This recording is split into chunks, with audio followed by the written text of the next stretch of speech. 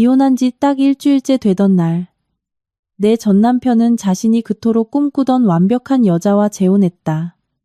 하지만 그녀의 얼굴을 본 순간 나는 웃음을 참지 못하고 뿜어버리고 말았다. 서울 시내 5성급 S호텔의 연회장은 화려한 크리스털 샹들리에 불빛으로 눈부시게 빛났다. 부드러운 클래식 음악이 흐르는 가운데 잔이 부딪히는 소리와 사람들의 유쾌한 축하 인사가 어우러졌다. 사방은 순수와 영원한 사랑을 상징하는 수만 송이의 수입산 화이트 로즈로 장식되어 있었다. 나는 축의금 접수대 근처 구석에 몸을 숨긴 채 이 사치스러운 풍경을 눈으로 훑었다. 불과 일주일 전 나와 태호는 서울 가정법원에서 이혼 서류를 손에 쥐고 걸어 나왔다. 태호는 우리가 맞지 않는다고 했다. 시아버지는 몇 년 전 지병으로 세상을 떠났고 집안의 모든 실권은 시어머니인 강 여사의 손에 넘어간 상태였다.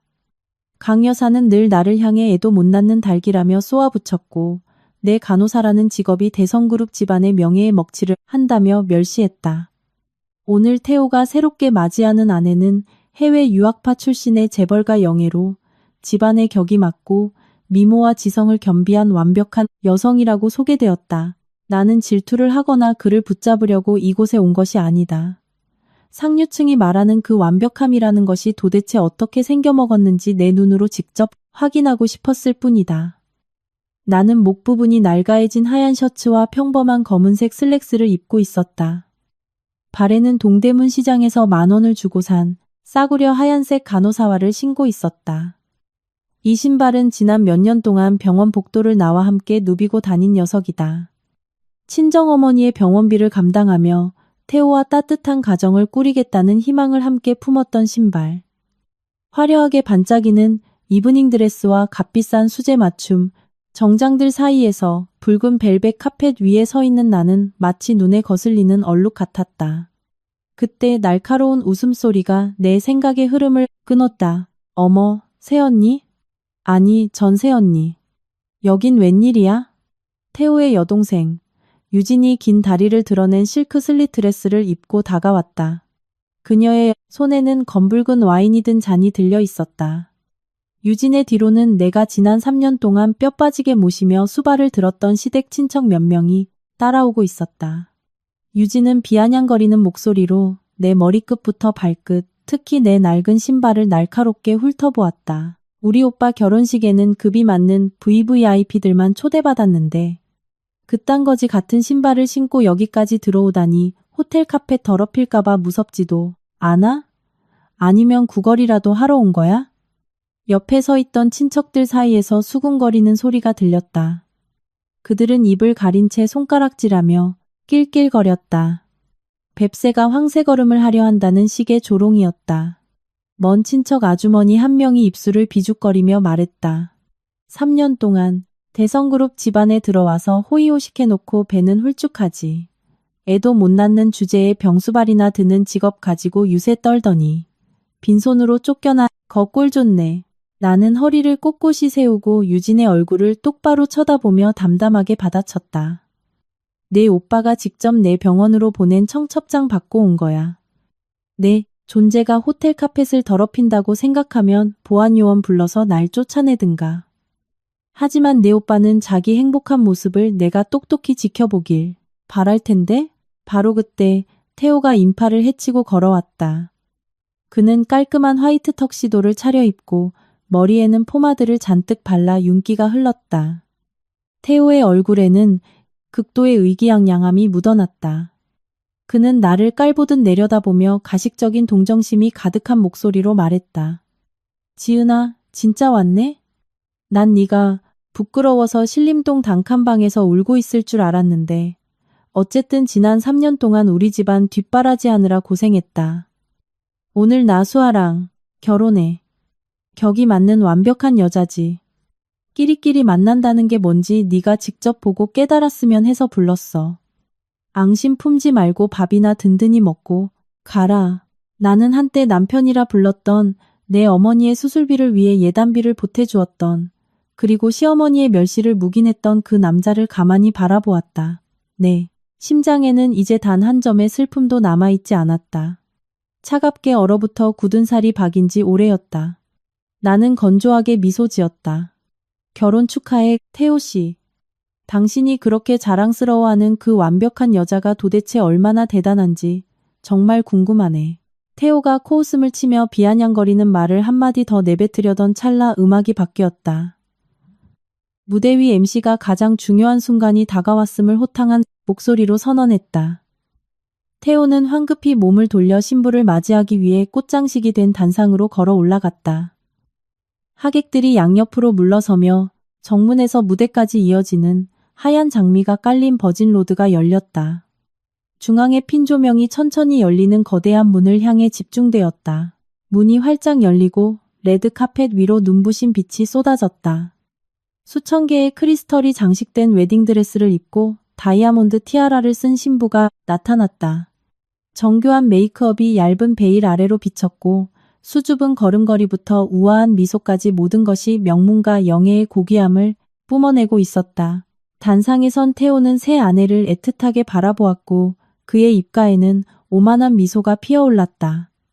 주변 하객들은 환호성을 지르며 박수갈채를 보냈다. 신부의 미모를 칭찬하는 감탄사가 끊이지 않았다. 신부가 천천히 홀 중앙으로 걸어왔다. 이때 그녀의 의붓아버지가 다가와 얼굴을 가린 베일을 걷어 올렸다. 청순한 얼굴, 오똑한 코, 크고 시원한 쌍꺼풀, 그리고 완벽한 V라인 턱선이 드러났다. 그것은 티 하나 없는 완벽한 강남 성형외과의 마스터피스였다.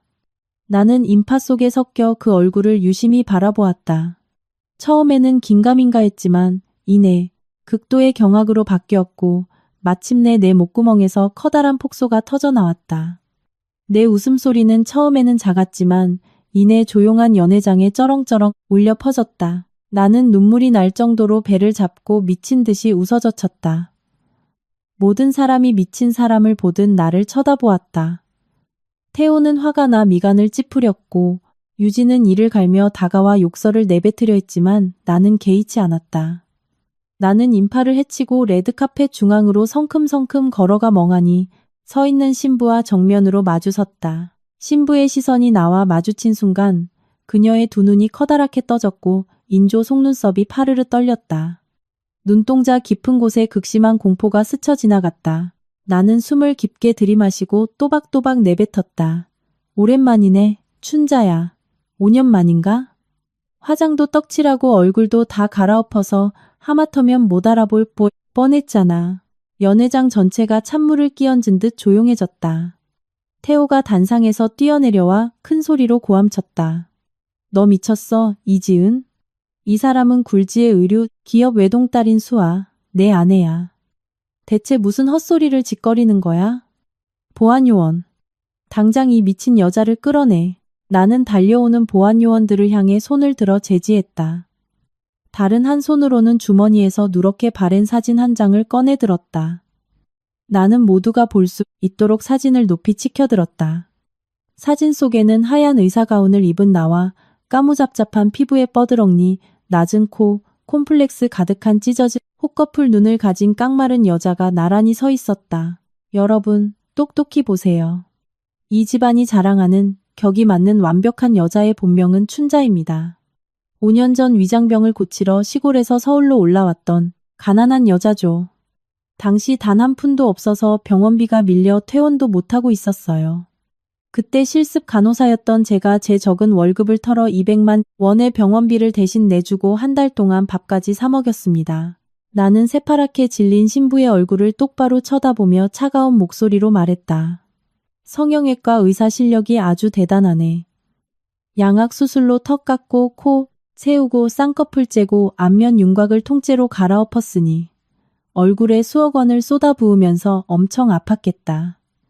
하지만 춘자야, 네 뼛속 밝힌 빈티와 은혜를 원수로 갚는 배은망덕함은 그 어떤 메스로도 도려낼 수 없나 보네. 여기서 만난 김에 5년 전 병원비 200만 원, 당장 갚아. 수아는 온몸을 부들부들 떨며 뒷걸음질 쳤다. 그녀는 더듬거리며 반박했지만 목소리에 깃든 공포는 숨길 수 없었다. 명예훼손이에요. 전 이 여자 몰라요. 전 수아예요. 여보, 태호씨, 빨리 이 미친 여자 쫓아내줘요. 태호는 내 손에 들린 사진과 아내의 얼굴을 번갈아 보았다. 눈빛과 거짓말을 할 때 깜빡이는 눈의 버릇이 일치하자 그의 눈동자가 흔들리기 시작했다. 하지만 수백 명의 하객 앞에서 체면을 구길 수 없었던 그는 이 비참한 진실을 받아들일 수 없었다. 태호는 내 얼굴에 삿대질을 하며 분노로 소리쳤다. 이지은, 네가 질투에 눈이 멀어서 내 결혼식을 망치려고 사진까지 합성해? 너 진짜 독사 같 년이구나. 나는 비웃으며 사진을 태호의 가슴팍에 내던졌다. 이 사진이 진짜인지 가짜인지 감정이나 받아보시지. 춘자 네가 재벌 영의 행세를 하며 대성그룹을 등쳐먹든 말든 내 알 바 아니야. 난 그저 내 피 같은 돈만 돌려받으면 돼. 당장 내놔. 수많은 사람 앞에서의 굴욕에 수하는 이성을 잃었다. 재벌 영예라는 껍질 속에 숨겨진 천박한 본성이 폭발했다. 그녀는 이를 악물고 쌍욕을 내뱉으며 내 뺨을 올려붙이려 손을 번쩍 치켜들었다. 이 미친년이 죽여버릴 거야. 그녀가 악을 썼다. 나는 피하지 않고 가만히 서서 이를 더 크게 만들 심산으로 그 뺨을 맞을 준비를 했다. 하지만 그녀의 손이 내 뺨에 닿기도 전에 허공에서 강력한 힘에 의해 제압당했다. 크고 단단한 남자의 손이 수아의 손목을 꽉 움켜쥐더니 그녀를 뒤로 거칠게 밀쳐냈다. 수아는 비틀거리며 단상에 매달려 간신히 넘어지는 것을 면했다. 태호가 황급히 달려가 그녀를 부축했다. 묵직하면서도 상대를 압도하는 위압적인 목소리가 내 옆에서 울려 퍼졌다. 사람 많은 곳에서 함부로 손을 올리다니 재벌가 영예라는 타이틀도 그저 껍데기에 불과하군. 나는 고개를 돌려 그를 바라보았다. 완벽한 핏의 블랙 수트를 입은 키가 크고 떡 벌어진 체격의 남자, 날카롭고 깊은 눈매에 각진 턱선을 가진 그였다. 그가 뿜어내는 차갑고 오만한 분위기는 연회장에 있는 모든 사람을 완전히 압도했다. 연회장은 즉각 웅성거리는 소리로 폭발했지만 이번엔 나를 향한 것이 아니었다. 세상에, 한성그룹 강도윤 회장 아니야? 저 사람이 왜 여기에 나타났지? 한성그룹이랑 대성그룹은 업계에서 앙숙 중에 앙숙이잖아. 설마 신부를 뺏으러 온 건가? 아니면 결혼식을 엎으러 온 건가? 태호는 수아를 놓고 앞으로 나서며 그녀를 막아섰다. 안색이 창백해졌지만 애써 강한 척을 했다. 강도윤 회장, 여긴 무슨 목적이요? 오늘은 우리 대성그룹의 경사요. 청첩장도 안 보냈는데 무단으로 들어와 내 아내를 폭행하다니 지금 선전포고라도 하겠다는 거요? 도윤은 한 손을 바지 주머니에 찌른 채 조소하듯 입꼬리를 올렸다. 경사라? 내 눈엔 삼류 코미디쇼로 보이는데. 이태호 사장, 상류층의 엘리트라. 자부하더니 얼굴에 플라스틱을 덕지덕지 바른 여자한테 속아 넘어가다니 꼴이 우습군. 난 당신의 이 쓰레기 같은 결혼식에 참석하러 온 게 아니야. 사람을 데리러 왔지. 말을 마친 도윤은 나를 돌아보았다. 날카롭던 그의 눈빛이 일순간 한없이 부드러워졌다. 나조차 놀랄 만큼 따뜻한 시선이었다. 그가 손을 뻗어 차갑게 식은 내 손을 꽉 잡았다. 지은아, 가자. 여긴 공기가 너무 탁해서 너랑 어울리지 않아. 나는 굳어버렸다. 이 막강한 권력을 가진 회장과 나는 일면식도 없는 사이였다. 왜 그가 내 이름을 알고 있는 걸까? 왜 언론과 서울의 내로라 하는 가문들이 모인 이 자리에서 나를 지켜주는 걸까? 하지만 그가 쥔 손은 너무나도 단단해서 기묘한 안도감을 전해주고 있었다. 태호는 이마에 핏대가 선 채 눈을 희번득거렸다. 이지은, 너 이 자식과 무슨 관계야? 3년 동안 우리 집안 며느리로 살면서 뒤로는 내 원수랑 내통하고 있었던 거냐? 진짜 천박하고 더러운 년. 도윤이 걸음을 멈추고 획 돌아보았다. 그의 눈동자에 서늘한 살기가 번지자 태호는 움찔하며 반보 뒤로 물러섰다. 이태호, 입 조심해라. 지은이는 내가 세상에서 가장 아끼고 존중하는 여자다. 이 여자의 가치를 몰라본 건 내 인생 최대의 멍청한 실수지. 앞으로 대성그룹 인간들 중 단 한 명이라도 지은이 머리카락 하나 건드린다면 너희들의 그 알량한 그룹을 산산조각 내버릴 테니 명심해.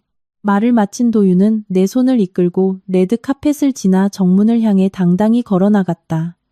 등 뒤로 수아의 비명소리, 강 여사의 욕설, 그리고 하객들의 혼란스러운 웅성거림이 한데 뒤엉켰다. 나는 모든 것을 뒤로 한 채 머릿속에 수많은 물음표를 가득 품고 이 낯선 남자의 보호를 받으며 걸음을 옮겼다. 서울의 밤거리를 미끄러지듯 달리는 최고급 마이바흐 내부.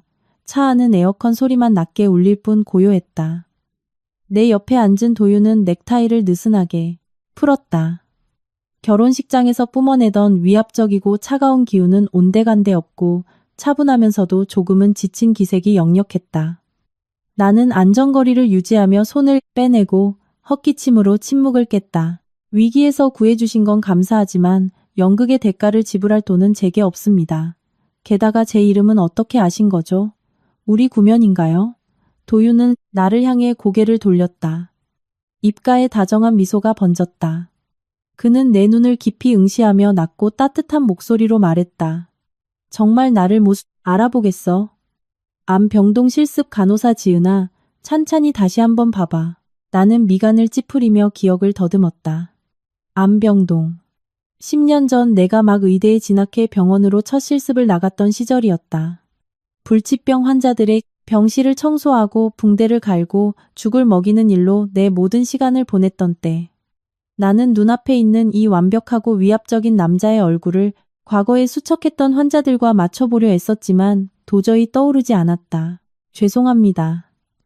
지난 10년 동안 수많은 환자를 돌봐서 전부 다 기억할 수는 없네요. 나는 솔직하게 대답했다. 도윤은 가볍게 한숨을 쉬었고 깊은 아쉬움이 묻어나는 눈빛으로 시선을 아래로 떨구었다. 10년 전 백혈병 말기 판정을 받은 22살 청년이 있었어. 피골이 상접했고 머리는 다 빠져 있었지. 곧 죽을 거란 생각에 성격도 거칠고 포악했어. 매일 식판을 엎고 간호사들에게 욕을 퍼부었지. 모두가 그를 피했지만 작고 어린 실습 간호사 한 명만은 달랐어. 그녀는 야간 당직 때마다 소고기죽을 끓여다 주었고 그가 엎어놓은 난장판을 묵묵히 치웠어. 그리고 골수 통증을 잊게 해주려고 그의 손을 잡고 동화책을 읽어주었지. 그녀는 그 청년을 도진이라고 불렀어. 그 청년이 바로 나야. 내 심장이 철렁 내려앉았다. 도진. 그 빡빡머리에 창백하고 까칠했던 소년이라고? 나는 내 옆에 앉은 건장하고 막강한 남자를 믿을 수 없다는 듯 바라보았다. 그럴 리가요. 의사 선생님께서 그 겨울을 넘기기 힘들 거라고 하셨는데 정말 당신이라고요? 내 목소리가 떨렸다. 도진이가 아직 살아있다고요? 백혈병이 완치된 건가요? 그 다음 달에 미국으로 이송돼서 골수 이식을 받았지. 난 살아남았어. 도윤이 내 말을 끊으며 무의식적으로 손을 뻗어 내 이마의 주름을 가볍게 쓸어내렸다. 지난 10년 동안 널 찾았어. 내가 그룹을 물려받았을 때 가장 먼저 한 일이 널 찾기 위해 병원들을 뒤지는 거였지. 하지만 내가 널 찾았을 땐 넌 이미 이태호의 아내가 되어 있었어. 네가 웨딩드레스를 입고 그자 곁에 서 있는 걸 봤을 때 내 심장이 얼마나 찢어지는 것 같았는지 넌 모를 거야. 나는 고개를 숙였다. 콧날이 시큰해졌다. 10년 전 나의 순진한 위로 한마디가 그의 마음속에 그토록 깊은 감정의 씨앗을 심었을 줄이야. 하지만 나는 3년이라는 내 청춘을 무정한 재벌가 구석에서 허비하고 말았다. 그럼 오늘 결혼식엔 왜 오신 거죠? 제 일은 제가 알아서 해결합니다. 당신들 두 집안의 원한에 얽히고 싶지 않아요. 내가 가장 사랑하는 여자가 그딴 쓰레기들에게 짓밟히는 걸 가만히 보고만 있을 순 없었어. 도윤이 단호하게 말했다. 오늘 내가 나타난 건 온 서울 바닥에 네가 혼자가 아니라는 걸 알려주기 위해서였어. 널 고생시키지 않으려고 했는데 3년이나 늦어버렸지. 앞으로 그 누구도 널 괴롭히지 못하게 할 거야. 차가 신림동의 허름한 고시촌 골목 앞에 멈춰섰다. 나는 차문을 열고 도윤을 돌아보았다. 마음은 감사합니다만 전 방금 이혼했어요. 누군가와 연애할 정신적 여유 같은 건 없습니다. 옛날 일은 그저 우연이었다고 생각해 주세요. 이만 가보겠습니다. 나는 가로등의 희미한 불빛 아래에서 나를 애처롭게 바라보는 도윤의 시선을 뒤로 한 채 어두운 골목으로 빠르게 걸어갔다. 좁고 답답한 반지하 방에 돌아온 나는 딱딱한 싱글 침대에 몸을 뉘었다. 오늘 하루 너무 많은 일이 일어나 머리가 터질 것 같았다. 수아와의 대립, 도윤의 갑작스러운 보호, 그리고 그의 진짜 정체. 모든 것이 황당한 꿈만 같았다. 눈을 붙이기도 전에 전화기가 미친 듯이 울렸다. 모르는 번호였다. 전화를 받자 수화기 너머로 태호의 미친 듯한 고함이 들려왔다. 이 쌍년아, 이제 속이 시원하냐. 수아가 내년 때문에 충격을 받아서 결혼식장에서 피를 흘리고 쓰러졌어. 의사가 유산이래. 내 대를 이을 아들이 죽었다고. 내 아들 살려내. 지금 내가 사람 풀어서 내년 있는 곳으로 가고 있으니까 딱 기다려. 죽여버릴 테니까. 나는 등골에 식은땀이 흐르며 벌떡 일어났다. 수아가 임신을 했다고? 내 말에 충격을 받아 유산했다고? 내가 그녀의 정체를 폭로했을 때 그녀는 잠깐 당황했을 뿐 유산할 정도로 쓰러지진 않았다. 이것은 분명 자신의 성형 사실과 빈곤한 출신을 덮기 위한 비열한 자작극이었다. 15분 후 복도에서 요란한 발소리가 울렸다. 내 방문이 박살날 듯 열리고 태호가 건장한 경호원 5명을 이끌고 들이닥쳤다. 태호의 옷은 엉망이었고 눈에는 핏발이 서 있어 마치 굶주린 짐승 같았다. 전연 잡아 다리를 몽둥이로 부러뜨려서 수아 앞에 무릎 꿇리고 사죄하게 만들어. 태호가 명령했다. 2명의 경호원이 나를 붙잡으려 달려들었다. 나는 재빨리 탁자 위에 있던 과도를 집어들고 앞을 향해 겨누었다. 거기서 한 발짝만 더 오면 당장 경찰에 신고할 거야. 이태호, 내가 널 무서워할 줄 알아? 신고해봐. 살인자 같은 내년 손목에 수갑 채우게 해줄 테니까. 태호가 바닥에 침을 뱉으며 욕을 퍼부었다. 내년이 애를 못 낳으니까 수아를 질투한 거잖아. 싸구려 합성사진으로 내 아내를 모함해서 내 아이를 억울하게 죽게 만들어? 넌 대가를 치러야 해. 나는 차갑게 비웃었다. 칼을 거두고 침착하게 가방에서 스마트폰을 꺼냈다. 태호 씨, 당신은 내가 살면서 본 남자 중에 제일 멍청한 머저리야. 내가 내 아내를 모함하려고 사진을 합성했다고? 그럼 이 사진이나 똑똑히 봐. 방금 죽은 그 아이가 정말 당신 핏줄이 맞는지. 나는 화면을 켜서 태호의 가슴을 향해 스마트폰을 던졌다. 그가 폰을 낚아채 화면을 노려보았다. 그것은 한 달 전 내가 강남의 최고급 호텔 근처 약국에 어머니 약을 사러 갔다가 우연히 찍은 사진이었다. 사진 속에는 몸에 딱 붙는 원피스를 입은 수아가 머리가 벗어지고 배가 나온 낯선 중년. 남자의 품에 안겨 호텔 문 앞에서 딥키스를 나누는 장면이 담겨 있었다. 그 시기는 태호와 수아가 결혼을 준비하며 나에게 이혼을 종용하던 한창 때였다. 나는 팔짱을 끼고 단호하게 말했다. 사진에 찍힌 날짜 똑똑히 봐. 불과 한 달 전이야. 수아 뱃속의 아이가 몇 주 차라고?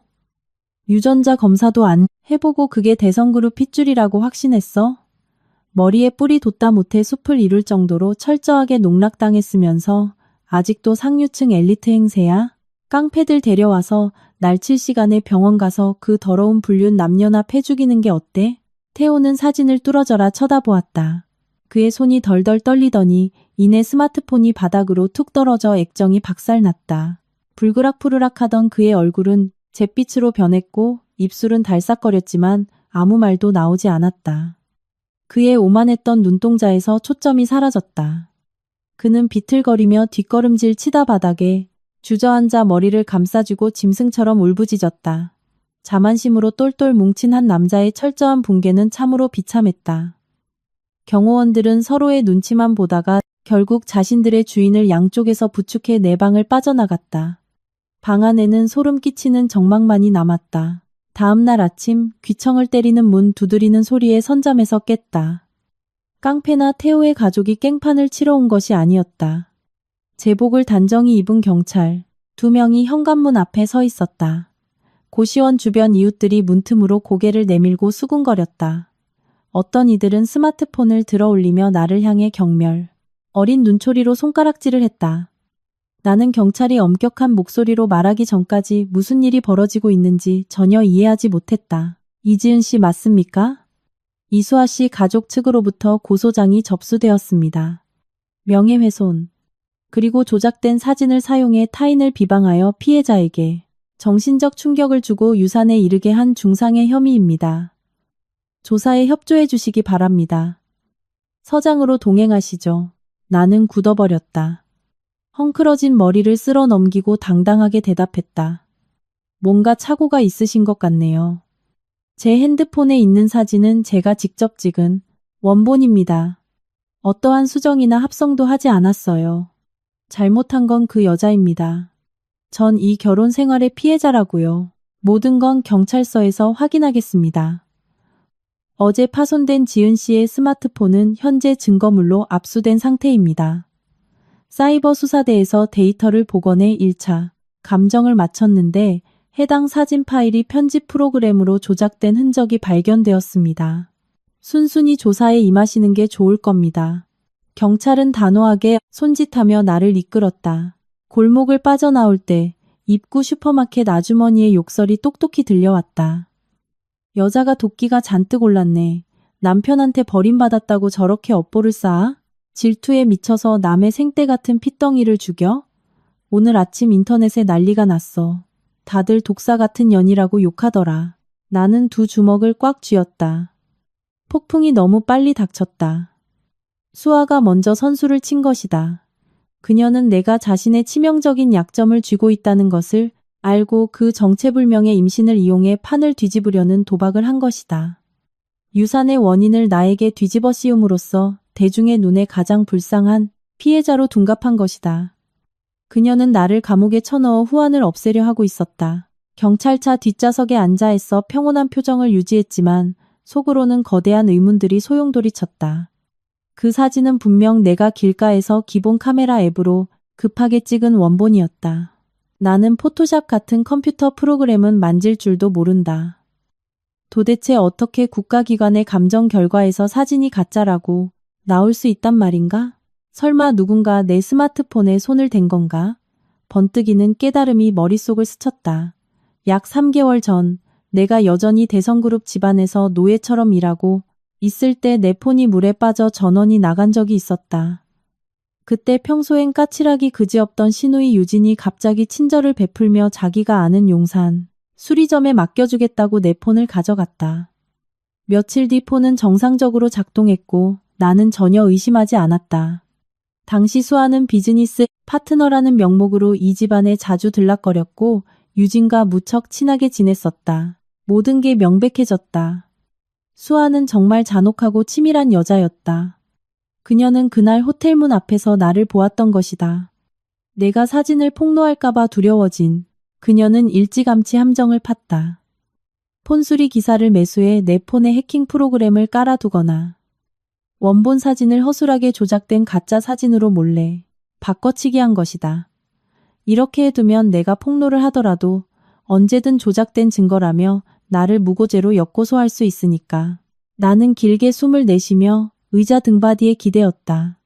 이 재벌가 사람들의 악독함은 나같이 가난한 여자의 상상력을 초월했다. 나는 경찰을 바라보며 낮지만 단호한 목소리로 말했다. 감옥에 가는 한이 있어도 저 거짓말쟁이들에게 고개 숙이지 않을 겁니다. 사과문 같은 건 절대 쓰지 않아요. 법이 증거를 원한다면 제가 직접 증거를 찾아내서 저들의 가면을 벗겨버리겠습니다. 경범번 여분서. 분반여 한숨을 쉬었다. 고집이 세시군요. 그럼 기소장이 나올 때까지 유치장에 계시죠. 철컥 무거운 철문이 내 눈앞에서 닫혔다. 어둠과 유치장의 한기가 내 작은 몸을 에워쌌다. 하지만 나는 울지 않았다. 내 눈물은 지난 3년 동안 시댁에서 이미 다 말라버렸다. 지금 나에게 남은 건 생존을 위한 가시뿐이었다. 유치장에서의 둘째 날 오후 철문이 갑자기 열렸다. 교도관이 누군가 보석금을 내고 나를 불구속 상태로 풀어주었다고 통보했다. 밖으로 나오자 쏟아지는 햇살에 눈을 가늘게 떠야 했다. 경찰서 로비 대기석에 한 남자가 두 손에 얼굴을 파묻고 앉아 있었다. 내 발소리를 듣고 그가 고개를 들었다. 태호였다. 며칠 전만 해도 나를 멸시하던 오만하고 번듯했던 그 남자는 이제 참혹할 정도로 초라해져 있었다. 덥수룩하게 자란 수염 붉게 충혈된 눈에 짙은 다크서클, 구겨진 셔츠. 그는 극한의 죄책감과 절망감이 섞인 눈빛으로 나에게 다가왔다. 지은아, 몰아넣었던 이 남자와 거리를 두었다. 당신이 왜 날 보석으로 풀려나게 해? 당신 아내의 사생아 목숨값을 내게 깜빵에서 갚으라고 할 땐 언제고? 태호는 씁쓸한 미소를 지으며 손으로 얼굴을 쓸어내렸다. 내가 틀렸어, 지은아. 내가 그 미친 여자한테 완전히 눈이 멀었었어. 오늘 아침 대성그룹 주가가 반토막이 났어. 은행들은 일제히 대출을 회수하고 대형 파트너사들이 일방적으로 계약을 파기했어. 도윤이 나선 거야. 그가 자신의 모든 인맥과 자본을 동원해 단 반나절 만에 내 회사를 파산 직전으로 몰아넣었어. 나는 팔짱을 끼며 차갑게 대꾸했다. 당신들 사업 이야기는 나랑 상관없어. 난 강도윤 회장의 손을 빌려 복수할 생각 따위 없으니까. 도윤이 날 찾아왔어. 태호가 몸을 떨며 말을 이었다. 그가 내게 내 어머니의 병원 진료 기록을 보여주더라. 내가 너희 집에 보냈던 예단비 5천만 원. 네가 내 어머니 신장이식 수술비로 다 썼다는 거. 그리고 남은 돈은 전부 내 이름으로 고아원에 기부했다는 것도 알게 됐어. 그런데도 우리 엄마랑 유진이 그리고 나까지 널 꽃뱀 취급하며 친정에 돈 빼돌린다고 구박했잖아. 지은아, 난 진짜 개새끼야. 당신 후회는 너무 값싸네. 내가 그의 말을 끊었다. 당신이 날 보석으로 풀어준 건 강도윤 회장이 당신 회사를 무너뜨릴까봐 무서워서 그런 거잖아? 당신의 그 이기적인 본성은 뼛속까지 밝혀 있어. 그것 때문만은 아니야. 태호가 재킷 안주머니에서 구겨진 작은 영수증 하나를 꺼내 내게 건넸다. 어젯밤 수아의 병실짐을 정리하다가 이 계좌, 이체 내역서를 찾았어. 그녀가 용산 수리점 기사에게 500만 원을 보낸 내역이야. 날짜가 정확히 유진이가 내 폰을 수리하러 가져간 날이더군. 네가 억울하게 누명을 썼다는 걸 알아. 내 사진은 조작된 게 아니었어. 그 아이는 내 핏줄이 아니었어. 성형수술을 너무 많이 해서 몸이 약해진 탓에 유산된 거였지. 의사도 확인해줬어. 그녀는 결혼식 난동을 핑계로 널 유산의 원흉으로 몬 거야. 나는 태호의 손에 들린 영수증을 바라보았다. 하늘에는 눈이 있었다. 아기는 결국 자신의 악행으로 꼬리가 밟히는 법. 나는 고개를 들어 태호의 눈을 똑바로 쳐다보았다. 진실을 알았으니 이제 어쩔 셈이야? 그 여자를 감쌀 거야. 아니면 내 편에 서서 증언할 거야? 태호는 고개를 숙이고 두 주먹을 꽉 쥐었다. 내 증인으로 법정에 설게. 그녀의 무고를 고발할 거야. 내가 바라는 건 단 하나야. 도윤에게 한마디만 해줘. 대성그룹만은 살려달라고. 그건 우리 아버지가 평생을 바친 피땀 어린 회사야. 나는 헛웃음을 치며 등을 돌렸다. 증언은 진실을 아는 시민의 당연한 의무야. 당신 회사가 죽든 살든 난 관심 없고 개입할 권리도 없어. 당신들이 지금 겪는 일은 다 인과응보일 뿐이야. 경찰서 정문을 나서자 갓길에 검은색 최고급 세단이 세워져 있었다. 창문이 내려가고 운전석에 앉은 도윤이 다정한 눈빛으로 나를 바라보았다. 그는 넥타이를 맨 정장이 아니라 소매를 걷어 올려 탄탄한 팔뚝이 드러나는 하얀 셔츠 차림이었다. 뭐 좀 먹이고 데려갈 곳이 있어. 그가 조수석 문을 열어주었다. 나는 차에 타며 조심스럽게 입을 열었다. 저 때문에 수천억 원의 손해를 입히면서까지 대성그룹을 칠 필요는 없어요. 전 당신에게 너무 큰 빚을 지고 싶지 않습니다. 도윤이 시동을 걸며 낮지만 단호한 목소리로 말했다. 내 사업엔 나름의 철칙이 있어. 대성그룹은 애초에 비리와 편법으로 얼룩진 회사였어. 난 그저 이번 일을 핑계 삼아 시장에 쓰레기를 치운 것뿐이야. 넌 나한테 아무것도 빚진 게 없어. 이제 내 억울함을 풀러 병원으로 가자. 차는 시내에서 가장 큰 대학 병원으로 미끄러지듯 향했다. 도윤은 나를 최고층 VIP 병동으로 안내했다.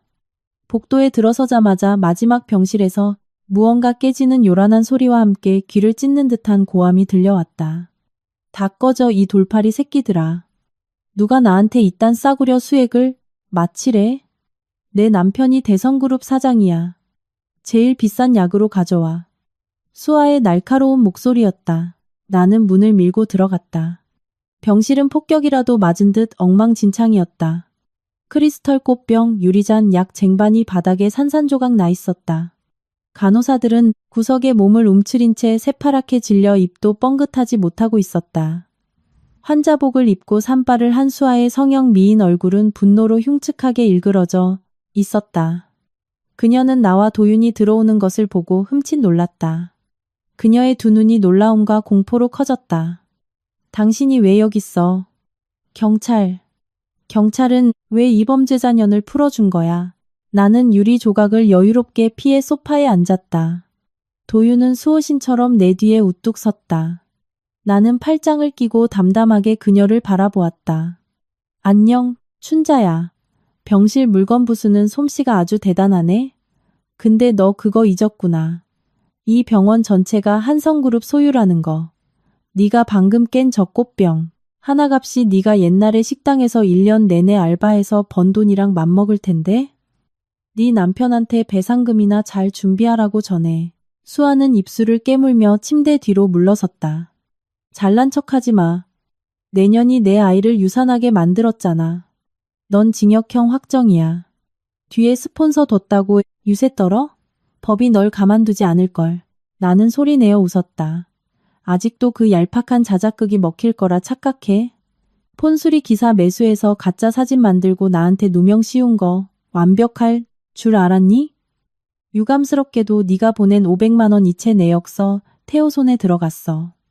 수아의 얼굴이 종이장처럼 하얗게 질렸고 그녀는 말을 더듬었다. 거짓말. 태호 씨는 날 사랑해. 절대 날 배신하지 않을 거야. 태호를 사랑한 거야? 아니면 그 재벌 타이틀을 사랑한 거야? 나는 자리에서 일어나 병상 쪽으로 다가갔다. 태호가 직접 경찰서에 와서 내 보석금을 냈어. 그리고 내 무고와 문서 위조 혐의를 입증할 증인으로 나서겠다고 진술서까지 썼지. 넌 그냥 거기 누워서 남은 부귀영 하나 즐겨. 곧 네가 갈 곳은 차디찬 교도소와 네 얼굴 뜯어고치느라 빌린 빚더미 앞일 테니까. 수아는 머리를 감싸쥐고 절망적인 비명을 질렀다. 그녀는 패닉에 빠져 탁자 위에 폰을 집어들고 미친 듯이 태호의 번호를 눌렀지만 끊임없는 잔대치만 정력 웃다. 뚜뚜 소리만이 돌아올 뿐이었다. 냉혹한 진실이 거짓말쟁이의 마지막 구명줄을 끊어버렸다. 수아가 병상에서 미쳐 날뛰고 있을 때 병실 문이 덜컥 열렸다. 시어머니 강 여사와 시누이 유진이 값비싼 홍삼과 제비집 세트를 들고 들어왔다. 방 안에 있는 나와 도윤을 발견한 강 여사의 얼굴이 즉시 굳어졌다. 그동안 쌓여온 악독한 시어머니의 본성이 폭발했다. 그녀는 제비집 세트를 탁자에 내동댕이 치며 내 얼굴을 향해 삿대질을 했다. 이 천박한 년. 내 며느리 애 떨어뜨린 것도 모자라서 여길 뻔뻔하게 기어들어와? 넌 애도 못 품는 동나무고 우리 수아는 대성그룹의 씨를 품은 금지오겹이야. 당장 꺼져. 경비 불러서 다리 몽둥이를 부러뜨리기 전에. 옆에 있던 유진도 허리춤에 손을 얹고 거들었다. 진짜 부끄러운 줄 모르네. 뒤에 스폰서 하나 물었다고 눈에 뵈는 게 없어? 밑바닥 천박한 본성은 평생 못 고친다니까. 강 여사가 씩씩거리며 달려들어 내 뺨을 올려붙이려 했다. 하지만 이번엔 호락호락하게 당해주지 않았다. 나는 그녀의 손목을 단단히 낚아채 거칠게 뿌리쳤다. 그녀는 비틀거리며 뒷걸음질 쳤고 유진이 서둘러 부축했다. 도윤이 미간을 구기며 나서려 했지만 내가 손을 들어 말렸다. 이 미몽에 빠진 인간들은 내 손으로 직접 끝내고 싶었다. 나는 강 여사를 노려보며 조롱 섞인 목소리로 말했다. 강 여사님, 눈 크게 뜨고 당신의 그 귀한 금지오겹 며느리를 똑똑히 보세요. 제 출신이 가난하다고 그렇게 멸시하시더니 대단한 재벌 영에 모셔왔다고 자랑스러우셨죠? 저 여자 본명이 춘자인 건 아시나요? 산골짜기 찢어지게 가난한 집 출신의 학력은 고졸, 저 완벽한 얼굴은 전부 수술대 위에서 칼로 빚어낸 가짜입니다. 심지어 5년 전엔 병원비 200만 원도 없어서 쫓겨날 뻔한 걸 제가 대신 내줬었죠. 강 여사는 경악하며 수아를 돌아보았다. 수아는 황급히 이불을 뒤집어 쓰고 덜덜 떨며 울먹였다. 어머님, 제 말 믿지 마세요. 전 수아예요. H그룹 영예라고요. 나는 확인 사살을 날렸다. H그룹 영예요? 강 여사님, 댁의 그 귀한 아들한테 직접 물어보시죠. 태호가 이미 저 여자의 폰수리 영수증을 경찰에 넘겼습니다. 태호 머리에 난 화려한 뿔은 저 여자가 성형빚 갚으려고 웬배 나온 스폰서 아저씨랑 몸 굴려서 생긴 거고요. 방금 유산한 그 애가 정말 여사님 친손주가 맞을까요? 태호는 이미 진실을 다 알고 저 여자 고발하려고 증인으로 나섰습니다. 여사님의 그 잘난 명문가가 길거리 쓰레기만도 못한 여자를 재단에 모셔둔 꼴이네요. 강 여사의 얼굴은 붉어졌다가 보라색으로 변하더니 이내 시체처럼 창백해졌다. 그녀는 왼쪽 가슴을 부여잡고 숨을 헐떡였다. 평소 자신이 벌레 보듯 무시했던 여자 앞에서 재벌가 사모님의 얄팍한 자존심이 무참히 짓밟히는 순간이었다. 그러나 그녀는 진실을 받아들이는 대신 체면을 지키기 위해 이 상황을 덮어버리는 쪽을 택했다. 강 여사는 나를 쏘아보며 이를 갈았다. 네가 꾸며낸 모함이야. 설령 그게 사실이라 해도 너 같은 천박한 년이 대성그룹을 망치게 두지 않겠다. 입 다무는 대가로 얼마면 돼? 10억? 100억? 백지수표라도 줄 테니 돈 받고 이 도시에서 당장 꺼져. 나는 호탕하게 웃어젖혔다. 돈으로 모든 썩은 내를 덮으려는 이 추악한 세상에 대한 씁쓸한 비소였다. 나는 그녀에게 바짝 다가가 또박또박 내뱉었다. 100억? 당신한테 내 입을 막을 100억이라는 돈이 있긴 해. 당신네 회사 자금줄 끊겨서 파산 직전이잖아. 무슨 돈으로 나한테 거래를 제안하는 건데? 강 여사는 수치심에 온몸을 떨며 말문이 막혔다. 바로 그때 뒤에 있던 도윤이 나와 대성그룹 사람들 사이를 가로막으며 나섰다. 그룹 회장의 뿜어내는 압도적인 위압감에 병실 공기가 얼어붙는 듯했다. 지은이는 당신들의 그 더러운 돈 나부랭이 따위 필요 없어. 도윤의 목소리는 얼음장처럼 차가웠다. 그 100억 내가 지은이 대신 당신들 면상에 꽂아주지. 이 가짜 며느리의 실체는 내일 아침 모든 신문 일면을 장식하게 될 거다. 살고 싶으면 내 여자 곁에서 얌전히 떨어져. 앞으로 대성그룹 인간들 중 한 명이라도 지은이를 모욕한다면 내일 당장 당신들을 길거리에서 구걸하게 만들어주지. 강 여사와 유진은 공포에 질려 다리가 풀렸고 단 한마디도 내뱉지 못했다. 나는 후련하게 미소 지으며 도윤의 손을 잡고 거짓으로 가득 찬 그 병실을 당당히 걸어 나왔다. 등 뒤로 강 여사의 통곡 소리와 수아의 발악하는 소리가 복도를 울렸고 그것은 대성그룹의 완전한 몰락을 알리는 부고장과도 같았다. 강 여사와 유진의 뒷모습이 닫힌 병실문 너머로 사라졌다. 최고급 카펫이 깔린 VIP 병동 복도를 걸으며 중앙 에어컨에서 나오는 서늘한 공기를 느꼈다. 병원은 너무나 고요해서 내 옆에서 규칙적으로 숨을 쉬는 도윤의 숨소리가 선명하게 들렸다. 그의 손은 여전히 내 손을 단단히 쥐고 있었고 그 기묘한 온기는 지난 3년간 내 가슴 속에 쌓였던 시린 냉기를 사르르 녹여주는 듯했다. 그 엉망진창인 병실에 내 모든 짐과 억울함을 훌훌 털어버린 기분이었다. 태호는 무너졌고 수아는 감옥과 법의 심판을 기다리고 있다. 대성그룹 가문의 그 알량한 오만함은 산산조각이 났다. 주차장으로 나오자 늦은 오후에 강렬한 햇살이 얼굴에 쏟아져 나는 눈을 가늘게 떴다. 도윤은 조수석 문을 열어주고 내 머리가 부딪히지 않도록 커다란 손으로 문틀 위를 세심하게 감싸주었다. 그 작은 배려에 나는 묘한 감정을 느꼈다. 태호의 아내로 살았던 시절. 나는 늘 그의 짐을 들고 차문을 열어주며 종종 걸음으로 뒤따라야만 했다. 나를 이렇게 귀한 보석처럼 다뤄준 사람은 지금까지 단 한 명도 없었다. 조수석에 앉아 안전벨트를 매고 조심스럽게 차를 출발시키는 그의 남성적인 옆모습을 물끄러미 바라보았다. 점심 먹으러 가자. 아침부터 경찰서며 대성그룹 사람들이며 상대하느라 많이 지쳤을 텐데. 거대한 대학 병원 정문을 부드럽게 빠져나가며 도윤이 차분하고 따뜻한 목소리로 말했다. 나는 고개를 끄덕였다. 극심한 허기로 배가 요동치고 있었다. 최고급 세단은 복잡하고 시끄러운 서울 도심을 매끄럽게 가로질러 도심 한복판의 오래된 가로수길 그늘 아래 숨겨진 청담동의 최고급 프렌치 레스토랑 앞에 멈춰섰다. 고풍스러운 건축물, 우아한 교양곡, 그리고 깍듯하게 인사하는 제복 입은 직원들은 바깥의 소란스러운 세상과는 완전히 단절된 화려한 공간을 만들어냈다. 도윤은 화려한 수국이 만발한 작은 정원이 내다보이는 유리창 근처 프라이빗한 구석 자리를 골랐다.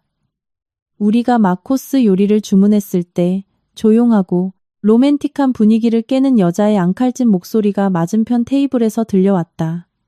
어머, 세상 진짜 좁네. 한성그룹 강 회장님이랑 태호 오빠의 불쌍한 전철을 여기서 다 만나고. 나는 고개를 들어 목소리의 주인공을 확인했다. 가슴이 깊게 파인 과감한 붉은 실크 드레스를 입은 젊은 여자가 우아한 걸음걸이로 우리 테이블을 향해 걸어오고 있었다. 구불거리는 긴 웨이브 머리를 가녀린 어깨에 늘어뜨리고 새빨간 립스틱을 바른 입술에는 도발적인 조소가 걸려 있었다. 나는 그녀를 단번에 알아보았다. 태호의 첫사랑인 희진이었다. 내가 대성그룹에서 며느리로서 굴욕을 견디고 있을 때 희진은 비즈니스를 핑계로 자주 집에 들락거리며 내 볼품없는 출신을 비꼬곤 했다. 훗날 재벌가 영애를 자처하는 수아가 나타나자 희진은 잽싸게 수아 옆에 붙어 절친 행세를 하며 내가 간호사 출신이라는 사실을 함께 비웃었던 인물이었다. 도윤은 불쾌한 듯 미간을 찌푸렸고 혐오감이 가득한 눈빛으로 차갑게 쏘아붙였다. 이 레스토랑은 보안 관리가 형편없군. 식사 중인 고객을 아무나 와서 방해하게 내버려 두다니. 희진은 도윤의 노골적인 축객령에도 전혀 기죽지 않았다. 그녀는 자연스럽게 옆 테이블의 빈 의자를 끌어당겨 앉더니 긴 다리를 꼬고 턱을 괜 채 교활하고 매서운 눈빛으로 나를 훑어보았다. 지은 씨, 신분 상승 엄청 빠르네. 이혼 도장 찍자마자 서울 바닥에서 제일 잘 나가는 회장님을 꼬시다니. 어쩐지 요즘 대성그룹이 그 모양 그 꼴이더라니. 지은 씨가 그 미모로 강 회장님 꼬드겨서 태호 오빠 회사 무너뜨려 달라고 복수 부탁한 거지? 나는 탁자 위에 물잔을 내려놓고 화장이 짙은 그녀의 얼굴을 매섭게 쏘아보았다. 희진 씨, 말 조심해. 대성그룹이 망한 건 그 사람들의 무능함과 비리 때문이야.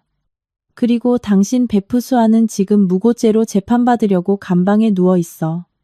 친구 병문안은 안 가고 이런 고급 레스토랑이나 어슬렁거리는 걸 보니 대성그룹이 망하니까 그 가짜 베프도 바로 손절하셨나 보네.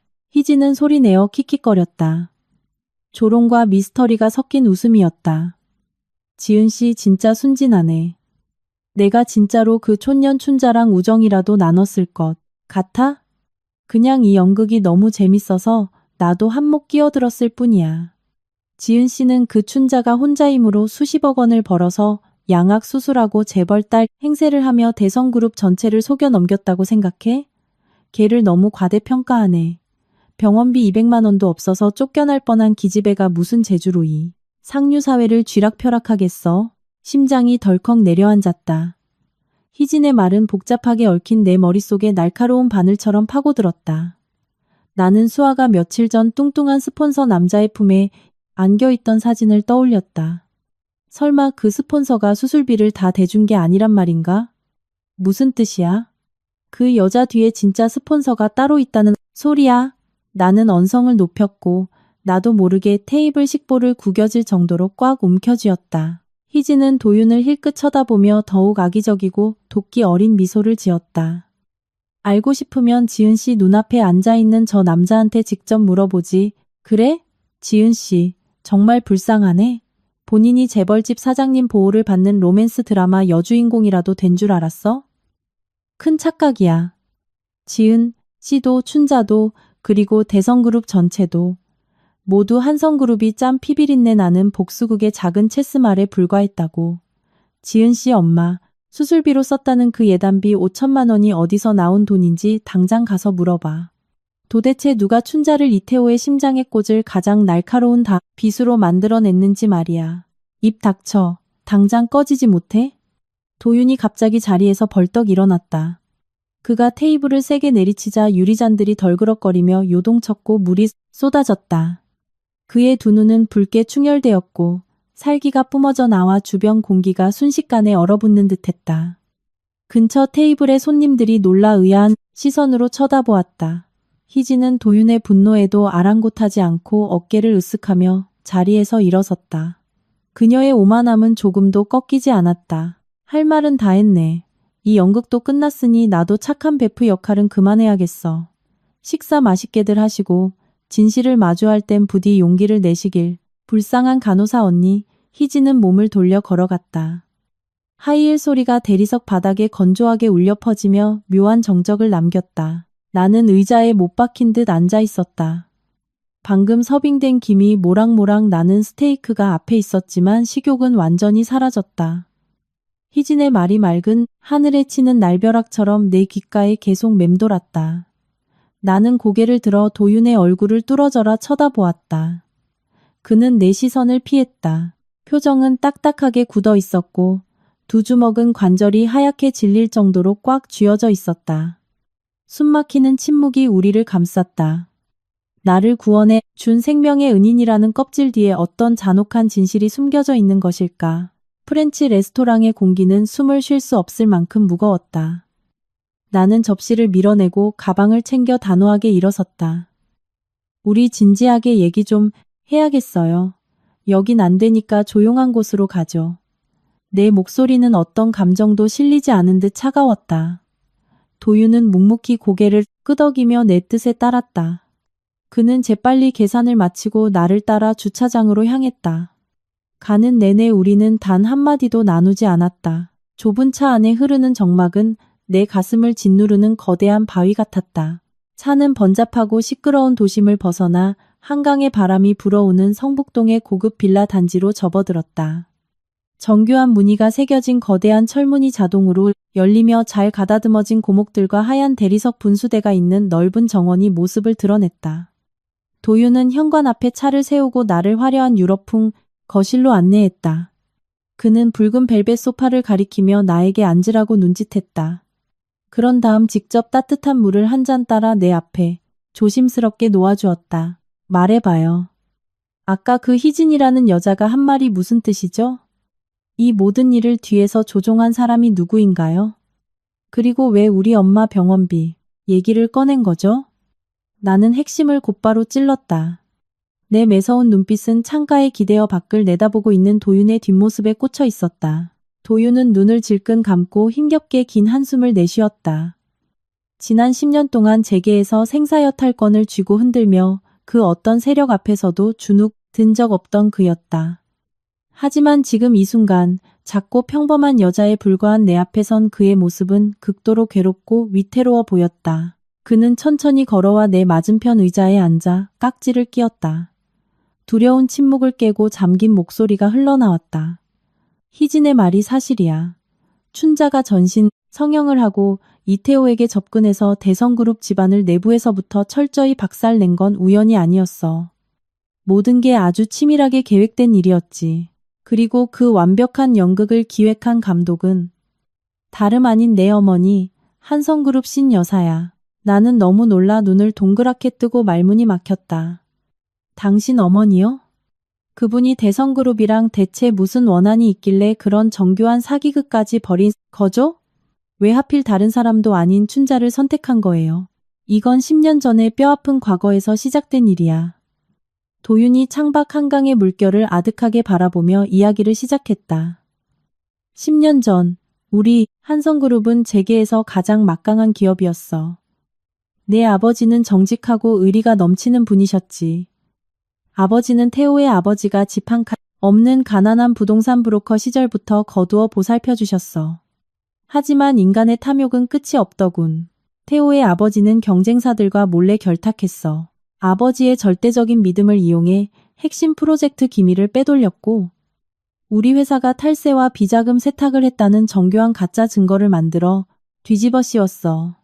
도윤은 말을 멈추고 쓴 침을 삼키듯 힘겹게 목을대를 넘겼다. 단 하룻밤 사이에 우리 그룹은 완전히 무너졌어. 아버지는 믿었던 사람의 배신으로 3억여 원이라는 엄청난 빚을 떠안게 되셨지. 은행은 모든 자산을 압류했고 파트너들은 등을 돌렸어.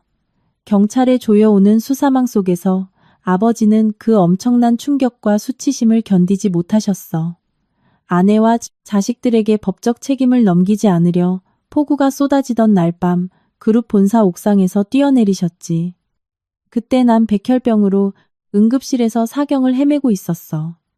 어머니는 태호 아버지에게 제발 살 길 하나만 열어달라고 무릎 꿇고 빌었지만 그는 차가운 시멘트 바닥에 어머니를 매몰차게 내동댕이 쳤지. 5년 전 그놈은 교통사고로 갑자기 죽었어. 태호에게 대성그룹이라는 제국을 남겨둔 채. 하지만 가해자의 죽음은 어머니 마음속에 복수심을 끄지 못했어. 어머니는 아버지의 영정 앞에서 맹세하셨어.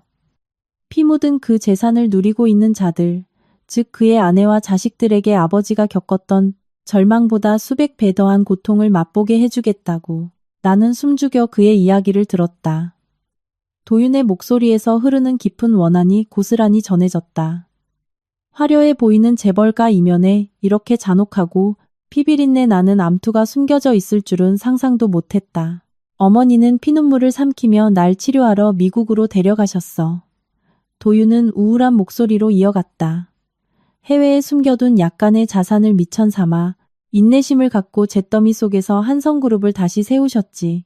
어머니의 머릿속에선 그날의 피 맺힌 원한이 단 한 번도 지워진 적이 없어. 어머니는 이태호의 치명적인 약점이 그의 호색함, 허영심 그리고 격에 맞는 완벽한 정략 결혼을 원한다는 사실임을 알고 계셨어. 그리고 마침내 이 계획을 실행할 춘자를 찾아낸 거지. 퍼즐 조각들이 소름 끼치는 그림으로 맞춰지자 내 목소리가 떨리기 시작했다. 맞아요. 당신 어머니는 선천적인 질투심, 끝없는 탐욕, 그리고 이 잔혹한 연극을 끝까지 해낼 수 있는 도끼를 가진 체스말이 필요했겠죠. 그래서 전신 성형 비용을 대주고 전문가를 붙여서 행동과 말투를 교육하고 명문가 유학파 영애라는 완벽한 가짜 신분까지 만들어준 거군요. 춘자가 태호의 눈을 멀게 할 수 있도록 무제한으로 돈을 쓰게 해주면서요. 춘자가 자발적으로 당신 어머니의 도구가 된 건 상류층으로 들어가고 싶은 욕망도 있었겠지만 가장 중요한 건 저를 향한 깊은 원한 때문이었네요. 나한테 왜 원한을 가져요? 나는 억울함에 소리쳤다. 그 여자가 가장 궁지에 몰렸을 때 내 쥐꼬리만 한 실습 월급을 털어서 병원비를 내줬어요. 매일 밥도 챙겨줬다고요. 난 그 여자한테 잘못한 게 하나도 없는데 내 대가 없는 호의가 오히려 그 여자의 값싼 자존심에 상처를 입혔기 때문이야. 도윤이 안타까운 눈빛으로 나를 바라보며 말했다. 이기적인 마음을 가진 빈곤한 자들은 다른 사람의 친절을 우월감에서 나오는 동정이나 은밀한 멸시로 받아들이곤 해. 그녀는 널 보며 질투에 미쳐버렸어. 너도 자기처럼 가난한데 넌 자연스러운 미모와 착한 심성을 가졌고 고작 간호사 주제의 부잣집으로 시집가는 행운까지 누렸으니까. 그래서 어머니가 거래를 제안했을 때 춘자가 내건 첫 번째 조건이 바로 널 진흙탕에 쳐박고 내 가정과 명예를 박살내는 거였어. 나는 크게 웃음을 터뜨렸다. 눈물과 뼛속 깊은 씁쓸함이 뒤섞인 웃음이었다. 그랬구나. 그래서 내가 3년 동안 식모처럼 뼈 빠지게 일하면서 시어머니와 시누이의 모욕을 견뎌야 했던 거구나. 태호가 이혼 서류를 내 얼굴에 집어 던질 때 눈앞이 캄캄해지는 그 모멸감을 이꽉 깨물고 참아내야 했던 것도 전부 다 저 높은 곳에 앉아있는 낯선 여자의 소나기에서 조종당한 거였어. 난 당신들 재벌가의 원한 싸움에서 아무렇게나 쓰고 버려지는 불쌍한 재물이었던 거야. 지은아, 내 설명부터 끝까지 들어줘. 도윤이 다급하게 내 손을 잡으려 다가왔지만 나는 남은 온 힘을 다해 그의 손을 뿌리쳤다. 무슨 변명을 더 하려고요? 나는 뒤로 물러서며 도윤의 얼굴에 삿대질을 했다. 당신 가족이 복수하고 싶으면 대성그룹을 직접 물어뜯든 칼을 꽂든 알아서 하라고요. 왜 나같이 죄 없는 여자를 이 더러운 진흙탕에 끌어들인 건데? 돈으로 사람 목숨을 쥐락펴락하고 남의 감정을 짓밟으면서 당신들이 저 악랄한 대성그룹 인간들이랑 다를 게 대체 뭔데? 내 생각과 달라. 난 내가 우연히 대성그룹에서 널 발견하기 전까지 어머니의 이런 계획을 전혀 몰랐어. 도윤이 해명했다. 각진 그의 얼굴에 뚜렷한 당혹감이 서려 있었다. 수아가 어머니가 대성그룹에 심어놓은 스파이라는 걸 알았을 때 난 극구 반대했어. 처음부터 모든 걸 까발려서 널 구해주려고 했지. 하지만 어머니는 내가 10년짜리 복수극을 망치면 너에게 몇 배는 더 끔찍한 해를 가하겠다고 협박하셨어. 난 어쩔 수 없이 조용히 때를 기다리며 널 안전하게 대성그룹에서 빼낼 방법만 찾고 있었던 거야. 하늘의 맹세코 10년 전부터 지금까지 널 향한 내 마음은 티 없이 맑고 진심이야. 티 없이 맑다고요? 나는 창백한 뺨 위로 하염없이 쏟아지는 눈물을 흘리며 헛웃음을 쳤다. 너무나 더러운 진실에 역겨움이 치밀어 올랐다. 네. 주변에서 일어난 모든 일들이 그저 뻔뻔한 사기극일 뿐이었다. 이 잔인한 재벌들의 세상에서 대체 누구를 믿을 수 있단 말인가. 나는 가방을 꽉 끌어안고 화려하지만 도축장처럼 차가운 그 빌라를 향해 뒤도 돌아보지 않고 뛰쳐나갔다. 등 뒤로 내 이름을 부르는 도윤의 처절한 외침만이 공허하게 메아리쳤다. 서울의 늦은 오후 하늘에 짙은 먹구름이 몰려들며 곧 쏟아질 것엔 폭우를 예고하고 있었다. 나는 도윤의 집을 빠져나와 죽기 살기로 도망쳤다. 다리는 후들거렸고 짠 눈물이 섞인 가쁜 숨을 몰아쉬었다. 도윤의 변명이 여전히 귓가에 맴돌며 부서져가는 내 이성을 날카롭게 찌르고 있었다. 얼마나 뛰었을까. 무릎이 딱딱한 아스팔트 바닥에 꺾일 듯 주저앉으려던 찰나. 검은색 벤틀리 한 대가 미끄러지듯 다가와 내 바로 옆에 급정거했다. 차창이 내려가고 뒷좌석에 앉은 60대 여성이 보였다. 짙은 화장에 옥비녀로 머리를 단정히 틀어 올린 권위가 넘쳐 흐르는 얼굴. 수십 년 동안 권력의 정점에 서 있던 자만이 가질 수 있는 면도날처럼 차갑고 예리한 눈빛이었다. 단 한 번도 뵌 적 없었지만 내 직감이 말해주고 있었다. 이 여자가 바로 이 잔인한 연극의 기획자라는 것을. 타라, 아가씨. 도망친다고 해결될 문제는 아니란다. 우리 여자들끼리 깔끔하게 단판을 지어야지. 신 여사가 억양 없는 목소리로 말했다. 언성은 높이지 않았지만 거역할 수 없는 무게감이 실려 있었다. 나는 지쳐 쓰러질 것 같은 몸을 꼿꼿이 세우고 그녀의 눈을 똑바로 쳐다보며 단호하게 대답했다. 한성그룹 신 여사님이시죠? 우리 사이에 깔끔하게 단판 지을 일 같은 건 없는 것 같네요. 전 그저 일개 간호사일 뿐 여사님의 비싼 차에 탈 자격도 없습니다. 신 여사는 오만하고 거만한 미소를 지었다. 내가 생각했던 것보다 자존심이 센 모양이네. 하지만 차에 타지 않으면 내일 당장 네가 일하는 병원에 해고 통보가 갈 거다. 고향에 계신 내 어머니도 내가 보낸 깡패들 때문에 꽤 곤란해지시겠지. 차에 타든가 아니면 모든 걸 잃든가. 선택은 내 몫이다. 나의 유일한 약점을 찌르는 협박이었다. 어머니는 내 목숨과도 같았고 내 직업은 유일한 생계수단이었다. 나는 피가 날 정도로 입술을 깨물며 차 문을 열고 그녀와 가장 먼 자리에 몸을 구겨 넣었다. 차는 갑자기 쏟아지기 시작한 소나기를 뚫고 인사동의 좁고 고풍스러운 골목 깊숙이 자리한 프라이빗 전통 찻집으로 향했다. 찻집 내부의 은은한 침향 냄새조차 우리 둘 사이의 극도의 긴장감을 누그러뜨리진 못했다. 신 여사는 직접 최고급 철관음 차를 우려내어 얇은 백자, 찻잔 2개에 여유롭게 따랐다. 그녀는 우아한 손짓으로 내 쪽으로 찻잔을 밀어주었다. 차라도 한잔하면서 몸을 녹이렴. 도윤이에게 10년 전 일은 다 들었겠지. 신 여사가 찻잔에서 피어오르는 얇은 연기를 응시하며 입을 열었다. 나는 차에는 입도 대지 않은 채 강경한 목소리로 말했다. 왜 저처럼 아무 상관없는 사람까지 여사님의 전쟁에 끌어들인 거죠? 태호에게 복수하든 대성그룹에 복수하든 그건 여사님 자유입니다. 하지만 제가 뭘 잘못했나요? 제 청춘의 3년이 그 집안에서 짓밟였어요. 매일 모욕당하는 그 기분을 여사님은 아시나요? 신 여사는 찻잔을 테이블에 내려놓았다. 달그락거리는 도자기 소리가 건조하게 울렸다. 그녀의 눈빛에는 일말의 미안함이나 동정심도 없었다. 넌 아무 잘못도 없어, 지은아. 넌 그저 내 체스판에서 운 나쁘게 잘못된 자리에 서 있었을 뿐이야. 내가 춘자를 처음 찾았을 때 그 애는 허름한 식당에서 설거지나 하던 못생긴 얼굴에 질투심만 가득 찬 기집애였지. 내 스파이 노릇을 하는 대가로 뭘 원하냐고 물었더니 그 애의 유일한 요구 조건이 바로 너를 파멸시키는 거였어. 가슴이 턱 막혔다. 대체 왜? 병원에서 쫓겨날 뻔한 걸 구해줬고 굶주릴 때 밥을 먹여줬는데 어떻게 그 친절을 이렇게 역겨운 원한으로 갚을 수 있단 말인가? 왜요? 나는 무력감에 휩싸여 흐느끼듯 내뱉었다. 네가 너무 순진해서 그래. 신 여사가 산전수전 다 겪은 자의 철학적인 한숨을 내쉬었다. 가진 자가 가난한 자에게 베푸는 친절은 은혜로 여겨지지만 너처럼 가난한 자가 춘자같이 사회 밑바닥에 있는 자에게 베푸는 친절은 때론 그들의 얄팍한 자존심을 난도질하는 비수가 되거든.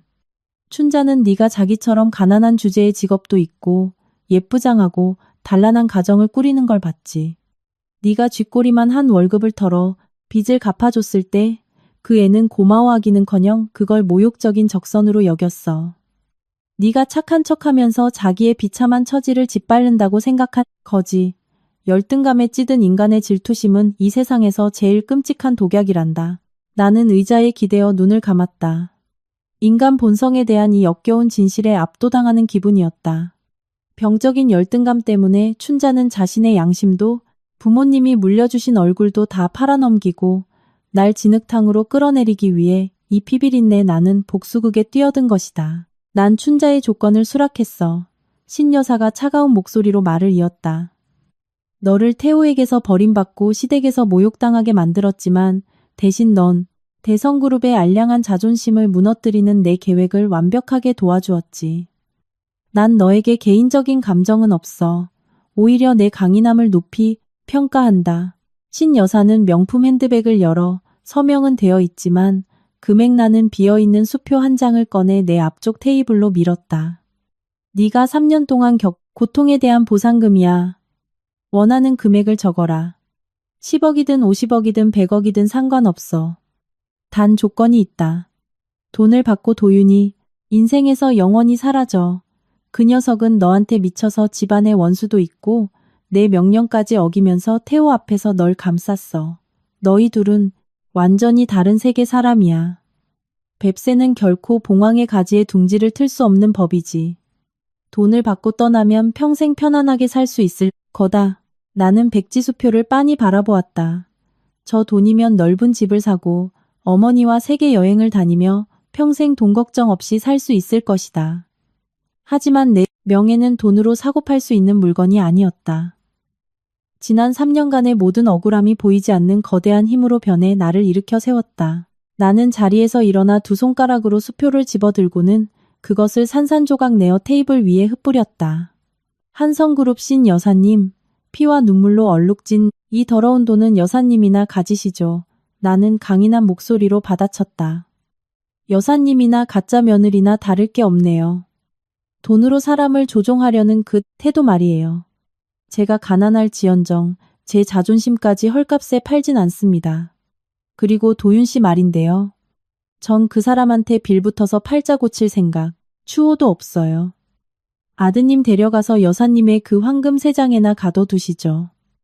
앞으로 한성그룹과 대성그룹에 원하는 저와 아무 상관없습니다. 만약 제 가족을 한 번만 더 건드리신다면 제 목숨을 걸고서라도 당신을 법정에 세우겠습니다. 말을 마친 나는 가방을 들고 찻집 문을 향해 곧장 걸어 나갔다. 분노로 굳어버린 신 여사의 얼굴을 뒤로 한 채. 밖에는 여전히 억수 같은 비가 쏟아지고 있었지만 내 발걸음은 그 어느 때보다 단단하고 가벼웠다. 나는 나약한 허물을 완전히 벗어던지고 내 두 발로 오롯이 섰다. 비가 갈수록 거세졌다. 나는 비를 맞으며 고시촌으로 달려왔고 온몸은 물에 빠진 생쥐꼴의 뼛속까지 시렸다. 작고 허름한 내 방은 캄캄한 어둠 속에서 나를 맞이했다. 낡은 양철 지붕 위로 후드득 후드득 떨어지는 빗소리가 처량하게 울려 퍼졌다. 마른 옷으로 갈아입고 컵라면 하나를 끓여 온몸을 녹였다. 머릿속이 텅 비어버린 것 같았다. 모든 분노와 고통, 억울함이 밖에 내리는 빗물에 씻겨 내려간 듯했다. 그저 푹 자고 싶었다. 내일 아침 눈을 뜨면 동네 개인의원에 이력서를 내고 평범한 간호사로 조용한 삶을 다시 시작할 것이다. 방금 라면 한 젓가락을 입에 넣으려던 참에 침대 위에 있던 스마트폰이 귀를 찢는 듯한 벨소리를 냈다. 발신자 제한번호였다. 잠시 망설이다가 전화를 받았다. 수화기 너머로 비바람 소리와 함께 술에 취해 헐떡이는 거친 숨소리, 그리고 한 남자의 처절한 울음소리가 들려왔다. 지은아, 날 좀 살려줘. 쉰 목소리가 처참하게 울렸다. 태호였다. 전화를 끊으려 했지만 태호가 절망적으로 절규했다. 끊지 마. 제발 몇 마디만 하게 해줘. 나 지금 빗속에 서 있어. 이제 갈 곳이 아무데도 없다고. 지은아, 전화 잘못 거셨네요. 나는 차갑게 대답했다. 대성그룹에 잘 나가던 이태호 사장님이 갈 곳이 없다니? 5성급 호텔은? 수십억짜리 별장은 다 어디 가고? 다 잃었어. 다 날아갔어, 지은아. 태호가 마치 아끼던 장난감을 뺏긴 어린아이처럼 엉엉 울며 소리쳤다. 오늘 오후에 은행에서 별장에 압류 딱지를 붙였어. 집안 재산이 빚잔치로 전부 넘어갔다고. 도윤이 우리를 벼랑 끝으로 몰아넣었어. 우리 엄마가 경찰들이 압류 딱지 붙이는 걸 보더니 충격을 받아서 뇌졸중으로 쓰러졌어. 지금 시립병원 응급실에 계신데 의사 말이 목숨을 건져도 반신불수가 될 거래. 나는 묵묵히 들었다. 그들의 몰락은 너무나 빠르고 잔혹하게 진행되었지만 내 마음속엔 일말의 동정심도 생기지 않았다. 그게 다가 아니야, 지은아. 태호가 계속해서 끄끄거리며 경악에 찬 목소리로 말했다. 유진이가 아까 깡패들한테 붙잡혀서 반죽음이 되도록 맞았어. 수아년이 우리 회사 이름으로 그놈들한테 돈을 빌렸는데 원금의 이자까지 눈덩이처럼 불어나서 수백억이 됐대. 유진이는 팔이 부러지고 얼굴은 칼에 베여서 난도질 당했어. 지금 엄마 옆병상에 뉘어놨는데 내 여동생 상처에 발을 빨간약 하나 살 돈도 없어. 지은아, 내가 잘못했어. 내가 진짜 잘못했어. 하늘에는 눈이 있었다. 남의 인격을 짓밟았던 자들이 마침내 그들 자신이 시궁창에 처박히는 기분을 맛보고 있는 것이다. 한성그룹의 무자비한 복수는 원수에게 도망칠 길을 한치도 내어주지 않았다. 나한테 이런 얘기를 해서 뭐 하자는 거지? 태호 씨, 우린 이미 이혼했어. 당신이랑 당신 가족이 죽든 살든 나랑 무슨 상관이야? 나는 무미건조한 목소리로 대답했다. 태호는 폰 스피커 너머로 들리는 빗소리보다 더 크게 오열했다. 나 한 번만 보러 와주면 안 돼? 나 지금 병원 앞이야. 너무 추워. 옛날 생각 안 나. 나 아플 때 네가 밤새 간장 흰죽 끓여다 줬잖아. 우리 엄마 여기저기 아프다고 할 때마다 네가 다리 주물러주고. 우리 가족도 행복할 때가 있었잖아. 어쩌다 이 지경이 된 걸까? 날 용서해줘, 지은아. 우리 다시 시작하자. 내가 막노동이라도 해서 너 먹여 살릴게. 우리 가족이 행복했다고? 나는 씁쓸한 비소를 흘렸다. 이태호, 당신 기억력이 그렇게 나쁜 거야? 아니면 그 뻔뻔함이 뼛속까지 스며든 거야? 내가 지난 3년 동안 당신 집에서 어떻게 살았는지 잊었어? 싸구려 냄새 난다며 내가 정성껏 차린 밥상 엎어버렸던 거 기억 안 나? 당신, 엄마가 나한테 금목걸이 훔쳐갔다고 누명 씌우고 거실 한복판에 무릎 꿇려 사과하게 만들었을 때 넌 팔짱 끼고 경멸하는 눈으로 쳐다봤잖아. 나는 깊게 심호흡을 하며 응어리진 하늘 글자 하나하나에 담아 토해냈다. 내가 애를 못 낳는다고? 그래서 춘자, 같은 여자를 상전으로 모셔와서 사생 하나 낳게 하려고 했어?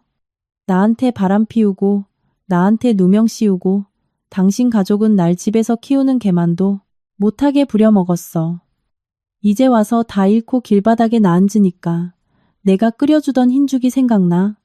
이태호, 그 죽은 차라리 걔한테 줬으면 너 같은 배은망덕한 놈한텐 절대 안 줘. 지은아, 내가 잘못했어. 제발 자비를 베풀어줘. 강 회장한테 우리 가족 좀 살려달라고 한마디만 해줘. 네가 말하면 그 사람은 들어줄 거야. 제발 우리 엄마 좀 불쌍하게 여겨줘. 늙고 병드셨잖아. 태호가 비굴하게 애원했다.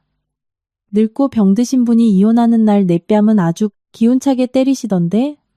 나는 자비 없이 그의 말을 끊었다. 당신들이 지금 당하는 일은 다 인과응보야. 이태호, 빈털터리가 돼서 세상 사람들의 멸시를 받는 기분이 어떤 건지 뼈저리게 느껴봐. 앞으로 2번 다시 나한테 전화하지 마.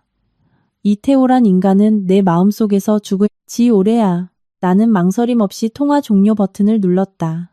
그리고 방금 걸려온 번호를 수신 차단 목록에 올렸다. 창밖의 비는 여전히 그칠 줄 모르고 내렸지만 이 좁은 단칸방의 공기만큼은 기이할 정도로 맑아진 느낌이었다. 대성그룹을 향한 부고장이 마침내 정식으로 낭독되었고 내 인생의 눈물과 비극으로 얼룩졌던 인연의 한 장이 끝을 맺은 것이다. 밤새도록 쏟아지던 억수 같은 비가 마침내 그치고 열린 유리창 틈으로 아침의 첫 햇살이 희미하게 스며들었다. 나는 머리가 깨질 듯한 통증을 느끼며 잠에서 깼다. 대충 흰죽을 끓여 속을 달랜 후 개인 의원의 이력서를 낼 준비를 하며 방을 정리하기 시작했다. 여기서 주저앉을 순 없었다. 어머니의 신장이식 수술 후 면역 억제제 비용이 계속 필요했기에 나는 무조건 앞으로 나아가야만 했다. 욕실에서 막 걸어 나왔을 때 평소 헐거웠던 현관문이 덜컥하며 활짝 열려 있었다. 나는 깜짝 놀라 몸을 움츠렸다. 들어오는 사람은 없었지만 눈앞의 광경에 나는 얼어붙고 말았다. 낡은 천 옷장부터 헌책이 담긴 종이 상자까지 방 안의 모든 물건이 엉망진창으로 뒤집혀 있었다. 네, 옷들은 바닥에 널브러져 있었고 헌 신발과 플라스틱 컵들이 나뒹굴었다. 내가 욕실에 있는 사이 누군가 몰래 침입해 난장판을 버려놓은 것이다. 나는 허둥지둥 침대 구석으로 달려가 이불을 뒤적이며 작은 철제 상자를 찾았다. 그곳은 어머니의 병원 진료 기록과 수술비 영수증 같은 중요한 서류를 보관해 둔 곳이었다. 철제 상자는 구석에 나뒹굴고 있었지만 뚜껑은 비틀려 열려 있었다. 3년 전 병원비 결제 영수증들이 방바닥에 여기저기 흩어져 있었다. 침입자는 돈이 될 만한 귀중품은 하나도 가져가지 않았다. 애초에 내겐 돈이나 보석 따위가 없었으니까. 놈들의 목적은 그저 내 방을 쑥대밭으로 만들고 겁을 주며 내 비밀과 관련된 무언가를 찾는 것임이 분명했다. 바닥에 꿇어앉아 영수증을 하나하나 줍고 있을 때 탁자 위 스마트폰이 윙윙 울렸다. 이번엔 서울시내대학 병원의 유선번호였다. 망설이다 통화, 버튼을 눌렀다. 수화기 너머로 귀를 찌르는 듯한 기괴한 웃음소리가 들려왔다. 그 소리는 고막을 강타하며 온몸에 소름을 돋게 했다. 지은 간호사, 언니, 내가 보낸 아침 선물 서프라이즈 어때요? 수아의 목소리는 광기와 조롱으로 가득했다. 원래 언니 방은 쓰레기장 같았으니까 내가 사람 시켜서 그 본질에 맞게 인테리어 좀 다시 해줬지. 나는 스마트폰을 꽉 쥐고 이를 악물며 대답했다. 춘자, 너 진짜 미쳤구나. 사기랑 무고죄로 재판받을 날이 코앞인데 지금 나한테 사람 보내서 기물 파손까지 하면 가중처벌 받을 거란 생각은 안 해? 경찰이 널 가만두지 않을 텐데. 내가 감방에 가면 어때서? 수아의 목소리가 이 사이로 새어나왔다. 뼛속까지 사무친 원한이 담겨 있었다. 언니가 날리긴 줄 알아? 도윤이 뒤를 봐주니까 언니가 진흙탕에서 날아오르는 불사조라도 된 것 같아? 단단히 착각했네. 내가 오늘 전화한 건 아주 흥미로운 사실. 하나를 알려주기 위해서야. 언니가 죽을 때까지 평생 죄책감에 시달려야 할 아주 잔인한 진실. 또 무슨 수작을 부리려고? 내가 차갑게 물었지만 불길한 예감이 등줄기를 타고 흘렀다. 무언가 끔찍한 일이 내게 닥칠 것만 같았다. 수아는 미친 듯이 깔깔거렸다. 언니, 3년 전에 대성그룹에서 예단비로 줬던 5천만 원 기억나? 언니 엄마 신장이식 수술비로 썼던 그 돈, 말이야. 짠돌이 이태호랑 돈에 벌벌 떠는 강 여사가 무슨 바람이 불어서 가난한 간호사 며느리한테 결혼 전날 그런 거액을 턱 쾌척했을까 궁금해 본 적 없어? 내 심장이 쿵쾅거리기 시작했다. 사실 나도 당시엔 의아했다. 그때 태호는 결혼을 앞두고 액땜 겸 자선 사업을 한다고 둘러댔다. 당시 어머니의 상태가 너무 위급했기에 나는 다른 선택의 여지가 없어 눈 딱 감고 그 돈을 받았다. 평생 시댁의 종노릇을 하며 빚을 갚겠다고 스스로 다짐하면서 말문이 막혔어? 수아는 내 심장을 날카로운 빗으로 난도질하듯 독서를 이어갔다. 3. 영억 원. 도윤의 아버지가 피땀 흘려 세운 회사를 잃고 목숨까지 던져가며 갚아야 했던 그 빚. 3년 전에 도윤의 어머니 신 여사가 자금줄을 조이면서 대성그룹을 압박하기 시작했어. 돈줄이 말라붙자 위기에 처한 이태호는 강 여사의 노예로 쓸 싼값의 간호사를 들이기 위해 과거 도윤의 아버지에게서 빼앗은 그 피 묻은 장부 속의 돈을 꺼내 예단비로 쓴 거야. 신 여사는 그 돈의 출처와 행방을 다 알고 있으면서도 그냥 눈 감아준 거지. 언니가 그 무거운 업보를 짊어지도록 내버려 둔 거야. 나는 눈을 크게 뜨고 통증이 밀려오는 왼쪽 가슴을 움켜쥐었다. 그럴 리가. 어떻게 그런 짓을? 언니도 모르는 사이에 그 피 묻은 돈에 공범이 된 거지. 수아의 질투와 쾌감이 극에 달한 듯 소리쳤다. 언니, 엄마가 살아난 건 도윤의 아버지가 처참하게 죽은 덕분이야. 언니, 엄마의 병은 언니가 사랑한다는 그 남자의 가족이 흘린 피와 눈물이 묻은 돈으로 고친 거라고. 언니가 깨끗하다고 자부해? 재벌가 원한에 휘말린 적 없다고? 지은아, 내 엄마 목숨은 남의 아버지 피로 산 거야. 언니가 나한테 감히 도덕적 우월감을 내세울 자격이나 있어? 스마트폰이 손에서 미끄러져 딱딱한 바닥으로 떨어졌다. 수아의 말이 가장 잔혹한 저주처럼 내 머릿속에서 끝없이 메아리 쳤다. 바닥에 흩어진 병원비 영수증들을 내려다보았다. 그 영수증들에 적힌 내 서명이 마치 붉은 핏자국처럼 보였다. 나는 바닥에 무릎을 꿇고 두 손으로 머리를 감싸 쥐었다. 진실은 너무나도 가혹했다. 강 여사에게 매를 맞고 태호에게 배신당하는 것이 차라리 1000번은 나았다. 이 끔찍한 죄책감을 마주하는 것보다야. 신 여사가 처음부터 나를 표적으로 삼은 건 아니었다 해도 그녀의 잔인한 묵인이 나를 가장 끔찍한 도덕의 함정에 빠뜨린 것이다. 이제 내 어머니의 심장이 뛸 때마다 나는 도윤 아버지의 죽음에 대한 환영에 시달려야 한다. 내가 그토록 지키려 했던 결백과 자존심은 상류층의 발밑에서 완전히 짓밟히고 말았다. 해가 저물어가는 늦은 오후, 내 방은 여전히 난장판이었지만 치울 기력조차 없었다. 나는 구석에 웅크리고 앉아 초점 없는 눈으로 허공을 응시했다. 수치심과 죄책감이 뒤엉켜 내 온몸의 세포를 갉아먹는 듯했다. 그때 골목 어귀에서 묵직한 자동차 엔진 소리가 들려왔다. 몇 분 뒤 도윤의 커다란 체구가 방문 앞에 나타났다. 그는 짙은 회색 수트를 입고 있었고 헝클어진 머리와 구겨진 셔츠 끝자락은 그가 회사에서 얼마나 급하게 달려왔는지를 말해주고 있었다. 그의 시선이 어질러진 방안을 훑더니 어두운 구석에 웅크린 창백하고 초췌한 내 모습에 멈췄다. 지은아, 이게 대체 무슨 일이야? 어떤 놈이 방을 이렇게 만들어놨어? 도윤이 걱정스러운 얼굴로 다가와 나를 일으켜 세우려 두 손을 뻗었다. 그의 손이 내 팔에 닿는 순간 등골을 타고 흐르는 섬뜩한 한기에 나는 기겁하며 그의 손을 강하게 쳐냈다. 내 몸에 손대지 마요. 나는 갈라지고 떨리는 목소리로 소리쳤다. 나한테서 떨어져. 도윤은 몸을 굳혔다. 허공에 멈춘 그의 손과 얼굴에는 당혹감과 고통이 역력했다. 그는 목소리를 낮추며 달래듯 말했다. 지은아, 진정해. 동네 주변에 수상한 사람들이 서성거린다는 보고를 받고 당장 달려온 거야. 너 괜찮아? 다친 데는 없어? 내가 경찰 불러서 다 처리할게. 처리한다고? 누굴 어떻게 처리할 건데? 나는 쓰디쓴 웃음을 지으며 벽을 짚고 비틀비틀 일어섰다. 여길 엉망으로 만든 건 춘자가 보낸 놈들이야. 그녀가 나한테 전화를 걸어 협박한 게 아니야. 당신 가족의 아주 인도적인 이야기를 하나 들려주더군. 도윤 씨, 내 눈 똑바로 보고 대답해요. 3년 전 대성그룹이 나한테 준 예단비 5천만 원. 그거 당신 아버지 목숨값 맞아요? 도윤의 얼굴이 순식간에 굳어졌고 입술이 달싹거렸으며 날카로운 내 시선을 피했다. 그의 망설임은 내 마음속 모든 의혹에 대한 가장 확실한 대답이었다. 당신 이거 언제부터 알았어요? 나는 한 걸음 다가가 진실을 마주하라고 압박했다. 당신이 날 대성그룹에서 처음 찾았을 때부터? 아니면 처음 그들이 그 돈으로 날 며느리로 들일 때부터 알았나? 내가 이 사실을 안 건 불과 몇 달 전이야. 도윤이 무력감이 짙게 뱅 갈라진 목소리로 대답했다.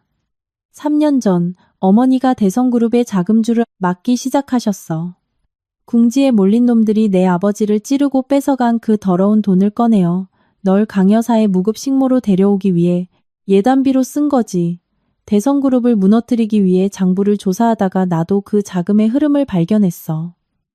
지은아, 하늘의 맹세코나니 일에 전혀 개입하지 않았어. 어머니는 그놈들이 아버지의 피 묻은 돈으로 널 착취한다는 걸 아셨지만 넌 두 가문의 전쟁에 우연히 끼어든 불운한 사람이라 여기며 잔인하게 방관하셨던 거야. 그럼 당신 어머니 계획은 대성공이네. 나는 눈물을 흘리며 악을 썼다. 내가 당신 아버지의 목숨을 팔아 우리 엄마 병을 고치는 약으로 썼잖아. 도윤 씨, 당신이 나한테 접근하고 대성그룹 놈들 앞에서 날 보호한 거 결국 이유가 뭐였어? 10년 전에 그 얄팍한 첫사랑 때문이었어. 아니면 속죄였어. 자기 가족의 복수국 때문에 우연히 피해를 본 불쌍한 인형을 위해서 내려다보는 알량한 동정심이었냐고. 그런 상처 주는 말하지 마. 널 향한 내 마음은 단 한 번도 적선이나 속죄인 적 없었어. 도윤이 다가와 내 떨리는 어깨를 꽉 쥐었다. 죽어가던 나를 보며 늘 웃어주던 그 어설픈 실습 간호사 시절부터 난 널 사랑했어. 그 돈은 원래 대성그룹이 빼앗아간 우리 가족의 돈이야. 어머니는 그걸 방관했지만 네가 그 돈으로 사람을 살리는 선행을 했으니 결과적으로 복을 지은 거야. 넌 아무 잘못도 없어. 넌 누구의 돈도 훔치지 않았어. 제발 내 자신을 괴롭히지 마. 이거 놔요. 나는 몸부림치며 그의 품에서 빠져나왔다. 말은 참 쉽게 하네. 선행이라고? 상류층인 당신들에게 5천만 원은 그저 숫자 노름에 불과하겠지. 다른 사람의 생사는 그저 체스판에 말 하나 움직이는 것일 테고. 하지만 나한테 그 돈은 명예와 존엄성의 무게야.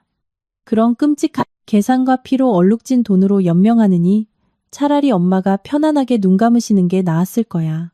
나는 구석으로 물러나며 현관 쪽을 손가락으로 가리켰다. 우리 둘 사이엔 지울 수 없는 원한이 너무 많아. 난 당신 곁에 있을 수 없어요. 당신을 볼 때마다 당신 아버지의 죽음과 어머니의 냉혹함이 떠오를 테니까. 당신의 사랑은 나한테 너무 무거워서 감당할 수가 없어. 돌아가요, 제발 날. 평범하고 조용하게 살게 놔둬. 부탁이에요. 내 뺨을 타고 흐르는 짠 눈물이 멈추지 않았다. 도윤은 그 자리에 못 박힌 듯 굳어버렸다. 나를 바라보는 그의 눈빛에는 너무나도 깊은 비애가 서려 있어. 마치 10년 전 안평동에 누워있던 22살 도진의 눈빛을 보는 것 같았다. 그는 더 이상 변명하지 않았다. 성공한 남자의 오만함은 나의 고집과 상처 앞에서 산산조각이 난 듯했다. 그는 무거운 발걸음으로 엉망이 된 내 방을 떠났고 수백 조각으로 부서진 내 심장만이 홀로 남겨졌다. 도윤과 다툰 지 사흘째 되던 아침, 나는 퉁퉁 부은 눈으로 일어났다. 남은 짐을 챙겨 방을 뺄 준비를 했다. 도심에서 멀리 떨어진 곳으로 이사해 삶을 다시 시작하고 뼈 빠지게 일해서라도 한성그룹에 그 5천만 원을 돌려주겠다고 결심했다. 평생이 걸린다 해도 그 방법만이 내 영혼에 뿌리내린 이 지독한 죄책감을 씻어낼 유일한 길이었다. 오전 8시쯤 예의 바른 노크 소리가 들렸다. 문을 열어보니 사채업자나 태호 도윤이 아니었다. 짙은 네이비 정장을 깔끔하게 차려입고 반짝이는 검은 가죽 서류 가방을 든 중년 남자였다. 그는 정중하게 미소 지으며 전문적인 어조로 말했다. 안녕하십니까, 이지은 씨. 저는 한성그룹 강도윤 회장님의 법률 대리인 진 변호사입니다. 오늘 중요한 서류를 전달해 드리러 왔습니다. 시간 내어 검토해 주시길 바랍니다. 나는 미간을 찌푸리며 경계했다. 한성그룹이 또 무슨 속셈이지? 신여사가 내 방을 부수더니 이제 변호사까지 보냈나? 5천만 원을 당장 뱉어내라고. 소송이라도 걸 셈인가? 나는 한 걸음 물러서며 차갑게 대꾸했다. 전 소송 당할 만한 재산이 없는데요. 신 여사님께 전해주세요. 제가 평생 벌어서라도 그 빚은 단 한 푼도 안 남기고 다 갚겠다고요. 진 변호사는 잠시 놀란 표정을 짓더니 이내 부드러운 미소를 지으며 가방에서 두툼한 서류 뭉치를 꺼내 방 안의 유일한 플라스틱 탁자 위에 올려놓았다. 오해가 있으신 것 같습니다. 저를 이곳에 보낸 분은 사모님이 아니라 강 회장님입니다. 서류 내용을 천천히 읽어보시지요. 나는 의심스러운 눈초리로 다가가 붉은 인장이 찍힌 서류를 열었다. 가장 위쪽에 굵은 글씨로 적힌 문구가 눈에 들어왔다. 한성그룹 주식 양도 계약서. 내용을 빠르게 훑어내려갔다. 도윤이 자신이 보유한 한성그룹 개인 지분 중 10%를 나에게 아무 조건 없이 양도한다는 내용이었다. 이 10%는 수천억 원에 달하는 엄청난 금액이며 이사회에서 거부권을 행사할 수 있는 막강한 권한이었다. 마지막 장에는 이미 도윤의 확고한 만년필 필체로 서명이 되어 있었다. 서류 밑에는 작고 하얀 봉투가 놓여 있었다. 봉투를 열어보니 푸른 잉크로 쓴 친필 편지가 들어 있었다. 필체는 힘차고 단단했지만 그 안에는 강렬한 진심과 애정이 담겨 있었다. 지은아, 네가 이 편지를 읽을 때쯤이면 진 변호사가 법적 절차를 모두 마쳤을 거야. 이 지분은 보상금도 적선하는 동정심도 아니야. 우리 가족이 너에게 빚진 재산일 뿐이다. 10년 전 내 보살핌이 없었다면 난 안평동에서 목숨을 잃었겠지. 지난 3년 동안 넌 우리 집안의 복수국 때문에 대성그룹에서 모욕을 견뎌야 했어. 그 5천만 원은 애초에 대성그룹이 내 아버지에게서 빼앗아간 돈이었고 넌 그걸로 사람을 살리는 착한 일을 했어. 저승에 계신 내 아버지도 분명 널 보며 미소 짓고 계실 거야. 제발 내 잘못도 아닌 일로 더 이상 죄책감에 시달리지 마. 난 너의 굳건함, 인내심, 그리고 선량함 그 자체를 사랑해. 내 마음을 받아줄 수 없다면 이 지분을 내 진심을 다한 가장 깊은 사과라고 생각해줘. 너의 도진이가. 글을 읽어내려가자 왈칵 눈물이 쏟아졌다. 편지에서 전해지는 따뜻함이 내 마음속에 얼어붙은 얼음을 녹이고 있었다. 도유는 자신의 평생 일구 제국을 걸어 자신의 사랑이 얼마나 결백한지를 증명하려 한 것이다. 그는 신여사의 반대도 돈과 명예도 아랑곳하지 않은 채 오직 내 영혼의 평화만을 원했다. 내가 진 변호사를 올려다보며 이 거대한 재산을 거절하려던 순간 키가 큰 남자의 그림자가 현관문으로 들어왔다. 도윤이었다. 평소처럼 수트를 차려입지 않고 단순한 흰 티셔츠에 청바지 차림이었지만 몰라보게 수척해진 모습이었다. 눈 밑의 다크서클은 그가 며칠 밤을 뜬 눈으로 지새웠음을 보여주었다. 도윤은 진 변호사에게 눈짓으로 자리를 비켜달라고 했다. 방 안에 단둘만 남게 되자 그는 천천히 내게 다가왔다. 나를 안지도 화려한 미사여구를 쓰지도 않았다. 그저 한 걸음 떨어져서 깊은 애정이 담긴 눈으로 나를 응시했다. 지은아, 어머니와의 문제는 다 해결했어. 어머니는 2번 다시 내 삶을 괴롭히지 않을 거야. 도윤의 목소리엔 피로가 묻어났지만 확고했다. 그 서류들은 내 용서를 구하기 위해 내가 모든 걸 포기할 수 있다는 증거야. 10% 지분이 너무 부담스럽다면 내 어머니 이름을 딴 자선단체에 기부해도 좋아. 내가 바라는 건 딱 하나야. 날 더 이상 밀어내지만 마. 10년의 기다림은 한 남자에게 너무 길고 가혹했으니까. 나는 도윤의 눈을 깊이 바라보았다. 내 안에 있던 모든 의심, 원망 그리고 고집스러운 자존심이 순식간에 무너져 내렸다. 이 남자는 나를 사랑하기 위해 자신의 목숨을 걸었고 내가 입은 상처를 보듬기 위해 한없는 포용력을 보여주었다. 내겐 주식도 부귀영화도 필요 없었다. 처음부터 끝까지 내가 원했던 건 그저 기댈 수 있는 단단한 어깨와 거짓 없는 진실한 마음 하나뿐이었다. 나는 한 걸음 다가가 도윤의 넓은 등을 2팔로 꽉 껴안았다. 내 눈물이 그의 하얀 티셔츠를 적셨다. 그의 체온이 내게 전해지며 암흑 같던 나날들의 한기를 모두 몰아내 주었다. 도윤은 내 허리를 세게 끌어안고 내 목덜미에 얼굴을 파묻었다. 세상에서 가장 소중한 보물을 다시 찾은 사람처럼 깊은 안도의 한숨을 쉬었다. 오해와 원한은 마침내 문 뒤로 닫히고 거짓의 잿더미 속에서 싹튼 진실한 사랑이 그 자리를 대신했다. 오해가 풀린 후 내 삶은 완전히 새로운 페이지로 넘어갔다. 도윤은 나를 자신의 으리으리한 저택으로 억지로 데려가지 않고 자립하고 싶어하는 내 결정을 존중해 주었다. 대신 시내 중심가의 보안이 완벽한 고급 아파트를 조용히 구해 내 짐을 모두 옮겨주었다. 도윤의 세심한 배려는 상처 입은 내 영혼을 부드러운 소미불처럼 따뜻하게 감싸주었다. 어느 날 아침 볕이 잘 드는 발코니에서 국화차를 마시고 있을 때 도윤이 주방에서 따뜻한 브런치 접시를 들고 나와 나무 테이블에 올려놓았다. 그의 표정은 평소와 달리 사뭇 진지했다. 지은아, 방금 경찰에서 연락을 받았어. 도윤이 내 맞은편에 앉아 깍지를 끼며 말했다. 태호가 제공한 증거들이 모두 사실로 확인됐어. 수아는 사기 및 무고죄로 긴급 체포 영장이 발부됐어. 어젯밤부터 서울 언론이 이 사건으로 발칵 뒤집혔지. 나는 찻잔을 내려놓았다. 마음이 고요해졌다. 마침내 올 것이 온 것이다. 거짓이라는 벽돌로 자신의 인생을 쌓아 올린 자는 그 거짓말의 무게를 이기지 못하고 언젠가 스스로 무너지게 되어 있다.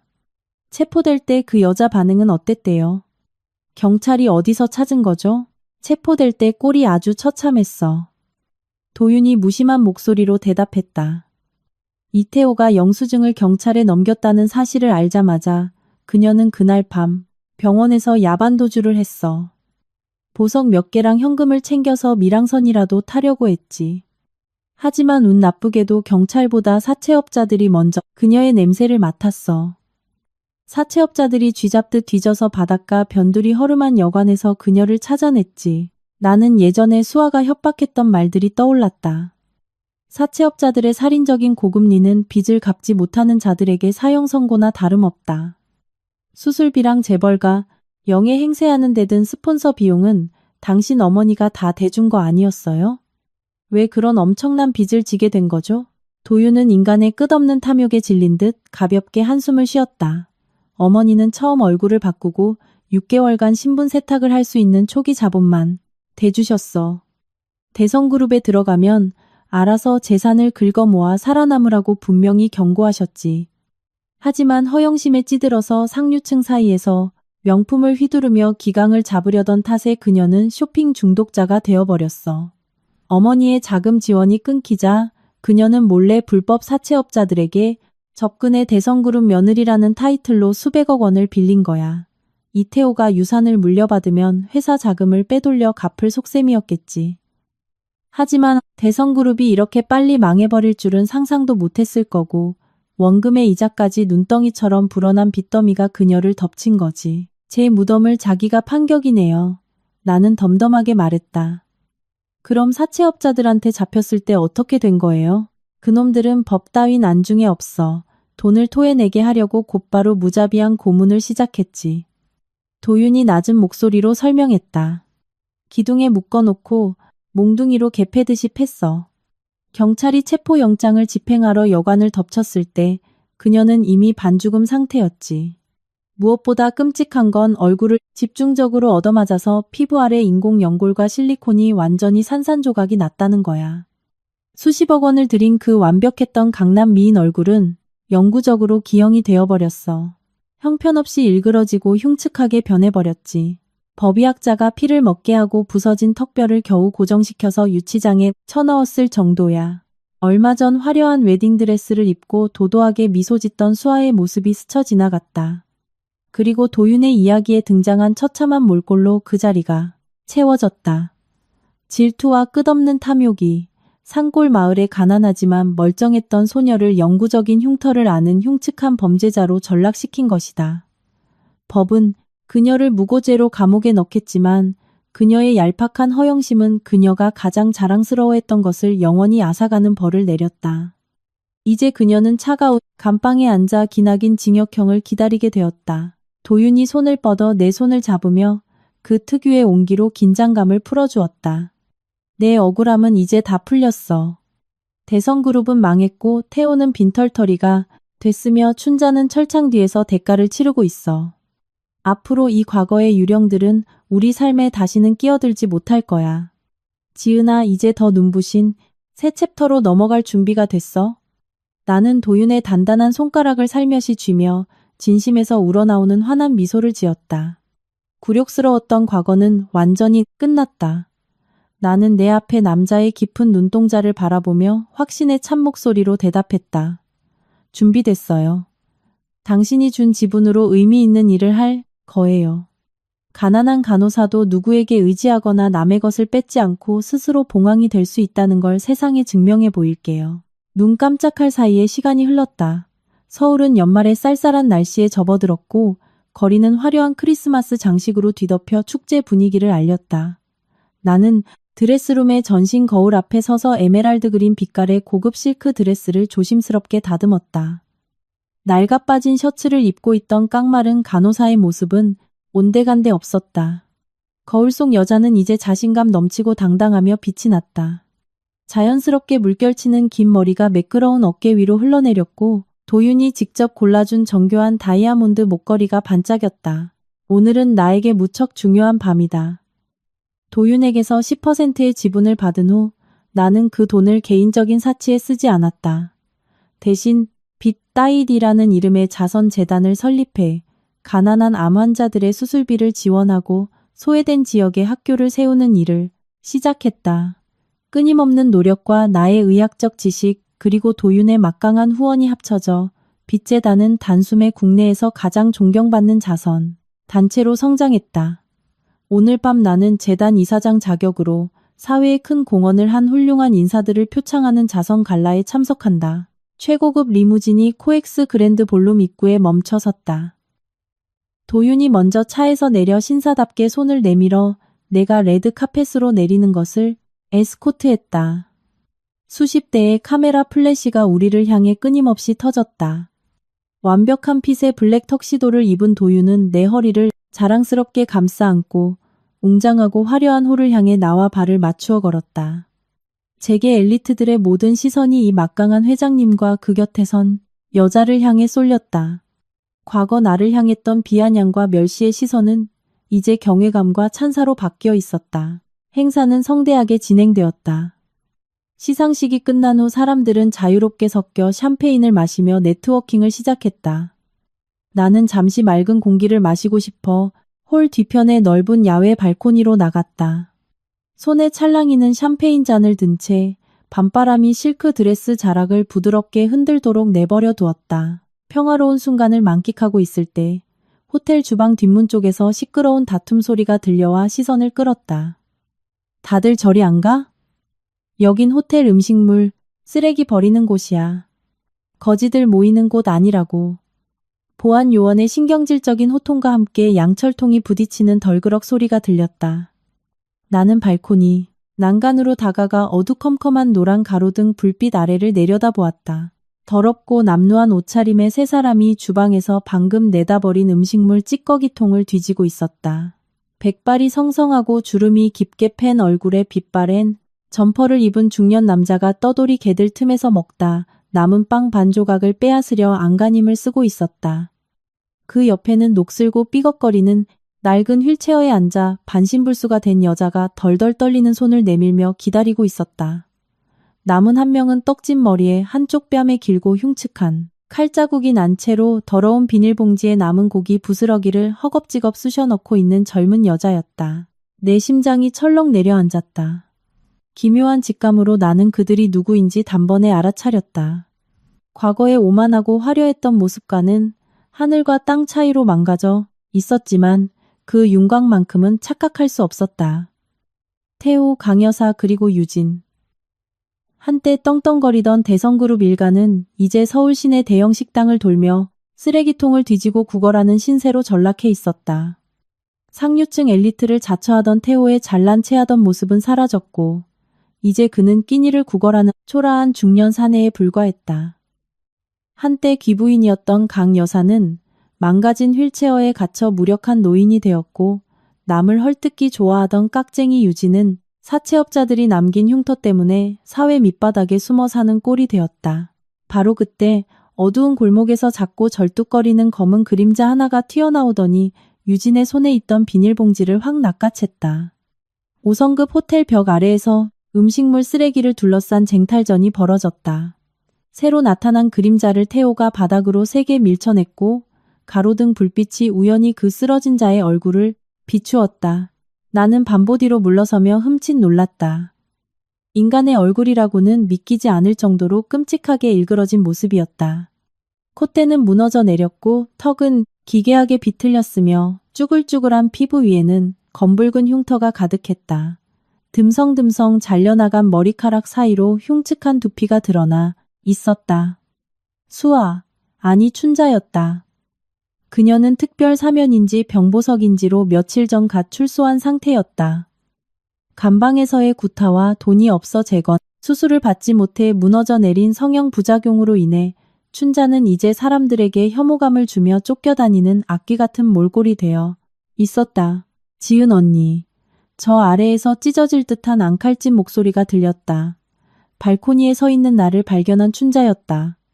그녀는 더러운 바닥에 엎드린 채 나를 향해 미친 듯이 절을 하며 빌기 시작했다. 지은 언니, 제발 불쌍히 여겨서 저 좀 살려주세요. 며칠을 굶었어요. 제발 밥 먹을 돈 조금만 적선해주세요. 제가 잘못했어요. 1000번 만번 죽을 죄를 지었습니다. 내 이름이 들리자 태호 역시 고개를 들었다. 깊게 푹 팬 그의 두 눈이 나의 차분한 시선과 마주쳤다. 자신이 내다버렸던 전처의 너무나도 고귀하고 눈부시게 아름다운 모습을 본 그는 얼어붙고 말았다. 태호의 초라한 뺨 위로 눈물이 한 방울 흘러내렸다. 돌이킬 수 없는 후회와 차마 말로 표현할 수 없는 극도의 수치심이 담겨 있었다. 그는 차마 입을 열어 구걸할 엄두조차 내지 못한 채 서둘러 고개를 돌렸고 어머니의 휠체어를 끌고 어둠 속으로 도망치듯 사라졌다. 나는 아득히 높은 발코니에 서서 나를 모함하고 해치기 위해 수단과 방법을 가리지 않았던 자들의 참혹한 말로를 내려다보았다. 내 마음속에 남아있던 마지막 원망마저 완전히 연기처럼 사라졌다. 내가 그들을 용서해서가 아니라 그들은 이제 내 삶에 어떤 영향도 미칠 자격조차 없는 존재가 되었기 때문이다. 나는 난간에 샴페인 잔을 천천히 내려놓고 아래에서 머리를 조아리는 여자가 똑똑히 들을 수 있도록 명확한 목소리로 말했다. 춘자야.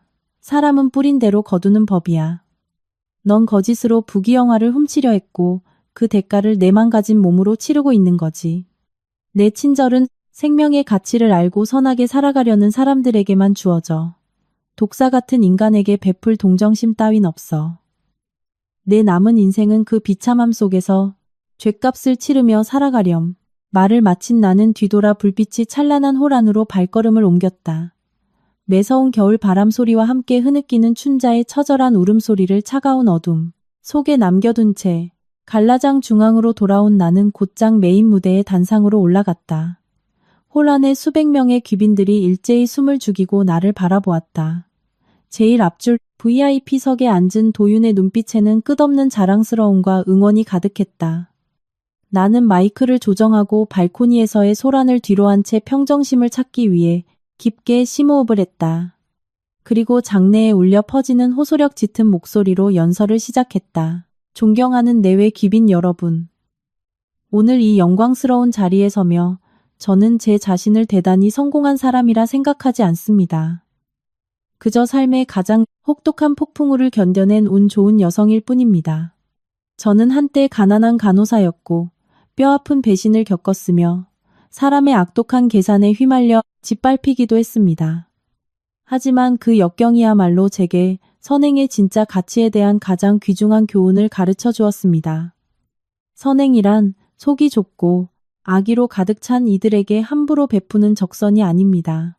진정한 선행은 제자리를 찾아 제대로 된 사람에게 주어져야 합니다.